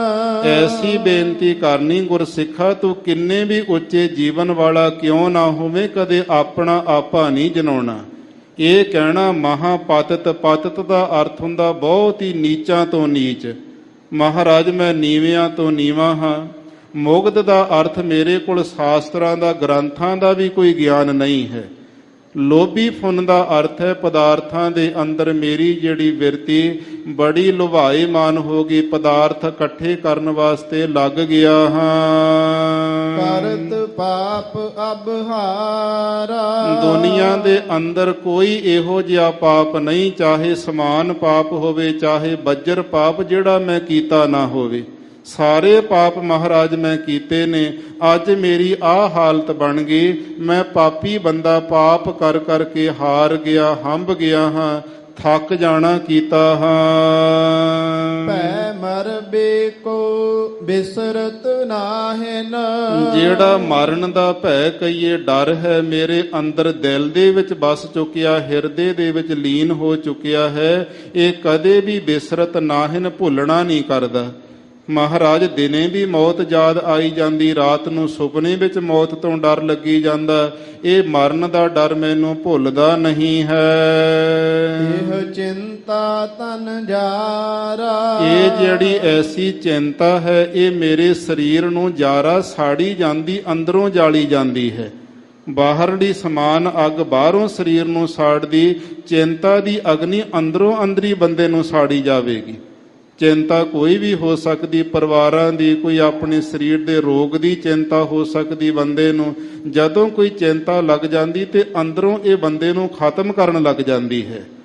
ਇਹ ਜਿਹੜਾ ਮੌਤ ਦਾ ਡਰ ਹੈ, ਇਹਦੇ ਕਰਕੇ ਮਨ ਵਿੱਚ ਬੜੀ ਚਿੰਤਾ ਲੱਗੀ ਰਹਿੰਦੀ, ਪਤਾ ਨਹੀਂ ਕੀ ਹਾਲ ਹੋਵੇਗਾ, ਕਿਵੇਂ ਉੱਥੇ ਕੜਾਹਿਆਂ ਦੇ ਵਿੱਚ ਤਪਾਇਆ ਜਾਵੇਗਾ, ਤੱਤੇ ਥੰਮਾਂ ਨਾਲ ਜੱਫੀਆਂ ਪਵਾਈਆਂ ਜਾਣਗੀਆਂ, ਕਿਵੇਂ ਜਮਾਂ ਦੀਆਂ ਮਾਰਾਂ ਨੂੰ ਉੱਥੇ ਸਾਧ ਸੰਗਤ ਝੱਲਿਆ ਜਾਵੇਗਾ। ਵੱਡਾ ਹੁਆ ਦੁਨੀਦਾਰ, ਗਲ ਸੰਗਲ ਘੱਤ ਚਲਾਇਆ, ਪਤਾ ਨਹੀਂ ਕਿੱਡੇ ਮੋਟੇ ਸੰਗਲ ਪਾ ਕੇ ਉੱਥੇ ਖਿੱਚਾ ਤੂਹੀ ਕੀਤੀ ਜਾਵੇਗੀ। ਸੂਖਮ ਸਰੀਰ ਨਾਲ ਹੋਣਾ ਸਭ ਕੁਝ ਹੈ। ਮਤਾਂ ਕੋਈ ਕਹੇ ਕਿਹਨੇ ਦੇਖਿਆ, ਅੱਗਾ ਕੋਈ ਨਹੀਂ। ਜੋ ਗੁਰਬਾਣੀ ਵਿੱਚ ਲਿਖਿਆ ਕਦੇ ਝੂਠ ਨਹੀਂ ਹੋਵੇਗਾ। ਬੰਦੇ ਦੀ ਮੱਤ ਛੋਟੀ ਹੈ, ਅਭਿਆਸ ਨਹੀਂ, ਕਮਾਈ ਨਹੀਂ, ਸਿਮਰਨ ਉਹਨਾਂ ਨਹੀਂ ਹੁੰਦਾ, ਇਸ ਲਈ ਉੱਥੋਂ ਤੱਕ ਪਹੁੰਚਿਆ ਨਹੀਂ ਜਾਂਦਾ। ਬੰਦਾ ਕਹਿੰਦਾ ਮੁੱਕਰੀ ਜਾਓ, ਸਿਮਰਨ ਆਪ ਨਹੀਂ ਕੀਤਾ, ਅਭਿਆਸ ਆਪ ਨਹੀਂ ਕਰ ਸਕਿਆ, ਅਵਸਥਾ ਆਪਣੀ ਨਹੀਂ ਬਣਾ ਸਕਿਆ ਤੇ ਦੋਸ਼ ਗੁਰੂ ਤੇ ਲਾਉਣ ਲੱਗ ਜਾਂਦਾ। ਇਹ ਸਾਡੀ ਹਾਲਤ ਹੋ ਗਈ ਹੈ। ਗੁਰੂ ਤੇਗ ਬਹਾਦਰ ਸਾਹਿਬ ਮਹਾਰਾਜ ਜੀ ਕਹਿੰਦੇ ਕਿ ਐਸੀ ਜਿਹੜੀ ਇਹ ਚਿੰਤਾ ਹੈ, ਇਹਨੇ ਸਾਡਾ ਅੰਦਰੋਂ ਸਰੀਰ ਜਿਹੜਾ ਜਾਰਾ ਜਾਲਣਾ ਸ਼ੁਰੂ ਕਰ ਦਿੱਤਾ, ਸਾੜਾ ਲਾ ਦਿੱਤਾ ਹੈ। ਕੀਏ ਉਪਾਵ ਮੁਕਤ ਕੇ ਕਾਰਨ। ਮੁਕਤੀ ਦੀ ਪ੍ਰਾਪਤੀ ਵਾਸਤੇ, ਕੇਵਲ ਮੋਕਸ਼ਤਾ ਲੈਣ ਵਾਸਤੇ ਬੜੇ ਉਪਾਵ ਯਤਨ ਕੀਤੇ। ਜਲ ਧਾਰੇ ਕਰਦਾ ਰਿਹਾ, ਧੂਣੀਆਂ ਤਾਉਂਦਾ ਰਿਹਾ, ਪੁੱਠੇ ਲਟਕਦਾ ਰਿਹਾ, ਭੁੱਖਾ ਬੈਠਦਾ ਰਿਹਾ ਜੰਗਲਾਂ ਵਿੱਚ ਜਾ ਕੇ। ਬੜੇ ਯਤਨ ਕੀਤੇ ਵੀ ਮੈਂ ਮੁਕਤ ਹੋ ਜਾਵਾਂ। ਦਹਿ ਦਿਸ ਕਉ ਉਠ ਧਾਇਆ। ਫਿਰ ਉੱਠ ਕਰਕੇ ਜਦੋਂ ਗੱਲ ਨਹੀਂ ਬਣੀ, ਫਿਰ ਦਸੋ ਦਿਸ਼ਾ ਵੱਲ ਨੂੰ ਧਾਇਆ, ਦੌੜ ਪਿਆ। ਉੱਤਰ, ਦੱਖਣ, ਪੂਰਬ ਤੇ ਪੱਛਮ, ਚਾਰ ਇਹਨਾਂ ਦੀਆਂ ਕੋਨਾਂ 8 ਬਣ ਗਏ। 9ਵਾਂ ਪਤਾਲ ਤੇ 10ਵਾਂ ਆਕਾਸ਼, ਇਹਨੂੰ ਦਸੋ ਦਿਸ ਕਹਿੰਦੇ ਨੇ। ਇਸ ਲਈ ਦਹਿ ਦਿਸ ਕੋ ਉਠ ਧਾਇਆ, ਦਸੋ ਦਿਸ਼ਾਵਾਂ ਦੇ ਵੱਲ ਨੂੰ ਉੱਠ ਕਰਕੇ ਬੜੀ ਤੇਜ਼ੀ ਨਾਲ ਧਾਇਆ, ਦੌੜ ਪਿਆ ਹੈ ਜੀਵ। ਘਟ ਹੀ ਭੀਤਰ ਬਸੈ ਨਿਰੰਜਨ। ਉਹ ਜਿਹੜਾ ਨਿਰੰਜਨ ਮਾਇਆ ਦੀ ਕਾਲਖ ਤੋਂ ਸੁੱਧ ਸਰੂਪ ਹੈ, ਨਰੋਲ ਉਜਲ ਸਰੂਪ ਪਰਮਾਤਮਾ, ਉਹ ਤਾਂ ਜੀਵ ਤੇਰੇ ਘਟ ਹਿਰਦੇ ਦੇ ਅੰਦਰ ਹੀ ਵਸ ਰਿਹਾ ਹੈ। ਤਾਕੋ ਮਰਮ ਨਾ ਪਾਇਆ। ਇਸ ਪਰਮਾਤਮਾ ਵਾਹਿਗੁਰੂ ਦੀ ਪ੍ਰਾਪਤੀ ਦਾ ਮਰਮ ਜਿਹੜਾ ਭੇਦ ਸੀ ਤੂੰ ਪਾਉਣਾ ਨਹੀਂ ਕੀਤਾ, ਜੰਗਲਾਂ ਵਿੱਚ ਲੱਭਦਾ ਰਿਹਾ, ਉਹ ਤਾਂ ਅੰਦਰ ਹੀ ਬੈਠਾ ਹੈ। ਪਤਾਲਾਂ ਵਿੱਚ ਉਤਰ ਗਿਆ, ਗੋਤਾਖੋਰ ਬਣ ਕੇ ਵੀ ਹੇਠੋਂ ਰੱਬ ਨੂੰ ਲੱਭ ਲਵਾਂਗਾ, ਉਹ ਤਾਂ ਹਿਰਦੇ ਵਿੱਚ ਸੀ। ਆਕਾਸ਼ਾਂ ਵੱਲ ਉੱਡ ਗਿਆ, ਚੰਦਰਮਾ ਤਾਰਿਆਂ ਤੱਕ ਬ੍ਰਹਮੰਡਾਂ ਤੱਕ ਚਲਿਆ ਗਿਆ, ਉਹ ਪਰਮਾਤਮਾ ਤੇ ਤੇਰੇ ਅੰਦਰ ਹੀ ਬੈਠਾ ਸੀ। ਉਹਦਾ ਮਰਮ ਜਿਹੜਾ ਭੇਦ ਤੂੰ ਪਾਉਣਾ ਨਹੀਂ ਕੀਤਾ। ਨਾਹਿਨ ਗੁਣ ਨਾਹਿਨ ਕਛ ਜਪ ਤਪ। ਨਾ ਤਾਂ ਤੇਰੇ ਕੋਲੋਂ ਕੋਈ ਜ਼ਿੰਦਗੀ ਵਿੱਚ ਐਸਾ ਚੰਗਾ ਦੇਵੀ ਗੁਣ ਪਰਉਪਕਾਰ ਦਾ ਕੋਈ ਕਾਰਜ ਹੋਇਆ, ਤੇ ਨਾ ਇਸ ਪ੍ਰਕਾਰ ਕੋਈ ਤੇਰੇ ਕੋਲੋਂ ਬੋਲ ਕਰਕੇ ਜਪ ਹੋਏ ਨੇ। ਨਾ ਸਰੀਰ ਨੂੰ ਤਪਾਉਣਾ, ਗੁਰੂ ਦੇ ਸਥਾਨਾਂ ਤੇ ਸੇਵਾ ਕਰਨੀ, ਗੁਰ ਸੇਵਾ, ਤਪਾਂ ਸਿਰ ਤਪਸਾਰ, ਇਹ ਮਹਾਨ ਤਪਾਂ ਦਾ ਤਪ ਹੈ। ਸੇਵਾ ਨਹੀਂ ਕਰ ਸਕਿਆ ਗੁਰੂ ਸਥਾਨਾਂ ਤੇ ਜਾ ਕੇ ਸੰਗਤਾਂ ਦੀ, ਬੋਲ ਕੇ ਬਾਣੀ ਦਾ ਜਾਪ ਨਹੀਂ ਹੋਇਆ ਤੇਰੇ ਕੋਲੋਂ, ਦੇਵੀ ਗੁਣ ਜ਼ਿੰਦਗੀ ਵਿੱਚ ਇਕੱਠੇ ਨਹੀਂ ਹੋਏ। ਕੌਣ ਕਰਮ ਅਬ ਕੀਜੈ। ਮਹਾਰਾਜ ਜੀ ਦੱਸੋ ਮੈਂ ਹੁਣ ਕਿਹੜਾ ਕਰਮ ਜ਼ਿੰਦਗੀ ਦੇ ਅੰਦਰ ਕਰਨਾ ਕਰਾਂ। ਨਾਨਕ ਹਾਰ ਪਰਿਓ ਸਰਣਾਗਤ। हे ਪਰਮਾਤਮਾ ਵਾਹਿਗੁਰੂ, ਮੈਂ ਆਪ ਦੀ ਸ਼ਰਨਾਗਤ ਸ਼ਰਨ ਵਿੱਚ ਆ ਕੇ ਪ੍ਰਾਪਤ ਹੋ ਗਿਆ ਹਾਂ ਤੇ ਹਾਰ ਪਰਿਓ ਹੰਭ ਗਿਆ ਹਾਂ। ਮੇਰੇ ਦੋਵੇਂ ਹੱਥ ਖੜੇ ਹੋ ਗਏ ਨੇ, ਬੜੇ ਯਤਨ ਕਰ ਕਰਕੇ ਥੱਕ ਗਿਆ, ਹੁਣ ਤੁਹਾਡੀ ਸ਼ਰਨ ਵਿੱਚ ਆ ਕੇ ਡਿੱਗ ਪਿਆ ਹਾਂ। ਅਭੈ ਦਾਨ ਪ੍ਰਭ ਦੀਜੈ। हे ਪਰਮਾਤਮਾ ਵਾਹਿਗੁਰੂ, ਮੈਨੂੰ ਅਭੈਤਾ ਪਦਵੀ ਦਾ ਦਾਨ ਦੀਜੈ ਦੇਣਾ ਕਰੋ। ਅਭੈਤਾ ਪਦਵੀ ਮਿਲਦੀ ਪਰਮਾਤਮਾ ਦਾ ਨਾਮ ਜਪ ਕੇ, ਮੈਨੂੰ ਨਾਮ ਦਾ ਦਾਨ ਦਿਓ। ਨਾਮ ਜਪਣ ਵਾਲਾ ਮੁਕਤ ਹੈ, ਨਾਮ ਜਪਣ ਵਾਲਾ ਮੌਤ ਨੂੰ ਉਡੀਕਦਾ ਹੈ, ਨਾਮ ਜਪਣ ਵਾਲਾ ਸਾਧ ਸੰਗਤ ਜਮਾਂ ਦੀ ਮਾਰ ਤੋਂ ਬਚ ਜਾਂਦਾ। ਪਰਮੇਸ਼ਰ ਦਾ ਨਾਮ ਹੀ ਸ਼੍ਰੋਮਣੀ ਹੈ, ਉਹ ਅਭੈਤਾ ਪਦਵੀ ਦੇਵੇਗਾ। ਮਹਾਰਾਜ ਕਿਰਪਾ ਕਰਕੇ ਮੈਨੂੰ ਆਪਣਾ ਸੁੱਚਾ ਤੇ ਉੱਚਾ ਨਾਮ ਦੇ ਦਿਓ। ਇਹ ਪਰਮ ਪਵਿੱਤਰ ਉਪਦੇਸ਼ ਗੁਰੂ ਤੇਗ ਬਹਾਦਰ ਸਾਹਿਬ ਜੀ ਨੇ ਉਸ ਵੇਲੇ ਪਟਨਾ ਸਾਹਿਬ ਦੀ ਪਾਵਨ ਸੰਗਤ ਨੂੰ ਉਚਾਰਨ ਕਰਕੇ ਸੰਬੋਧਨ ਹੋ ਕਰਕੇ ਬਖਸ਼ਿਸ਼ ਕੀਤੇ। ਅੱਜ ਸਮੁੱਚੀਆਂ ਸਾਨੂੰ ਸੰਗਤਾਂ ਨੂੰ ਸਤਿਗੁਰੂ ਜੀ ਨੇ ਸੱਚਖੰਡ ਸ੍ਰੀ ਹਰਿਮੰਦਰ ਸਾਹਿਬ ਜੀ ਤੋਂ ਇਹ ਪਰਮ ਪਵਿੱਤਰ ਉਪਦੇਸ਼ ਬਖਸ਼ਿਆ ਹੈ। ਕਿਰਪਾ ਕਰਨ ਸਤਿਗੁਰੂ ਜੀ ਸੁੰਦਰ ਵਿਚਾਰਾਂ ਸਭਨਾਂ ਦੇ ਮਨਾਂ ਤਨਾਂ ਵਿੱਚ ਲੀਨ ਹੋਣ, ਜਿਸ ਕਰਕੇ ਲੋਕ ਸੁਖੀਏ ਤੇ ਪਰਲੋਕ ਸਹੇਲੇ ਹੋ ਸਕੀਏ। ਸਤਿਗੁਰੂ ਪਾਤਸ਼ਾਹ ਮਹਾਰਾਜ ਸਾਹਿਬ ਜੀ ਦੇ ਪਹਿਲੇ ਪ੍ਰਕਾਸ਼ ਗੁਰਪੁਰਬ ਦੀਆਂ ਸਮੁੱਚੀਆਂ ਗੁਰੂ ਨਾਨਕ ਨਾਮ ਲੇਵਾ ਸਿੱਖ ਸੰਗਤਾਂ ਨੂੰ, ਸਮੁੱਚੀ ਕਾਇਨਾਤ ਨੂੰ ਬਹੁਤ ਬਹੁਤ ਵਧਾਈਆਂ ਹੋਣ ਜੀ।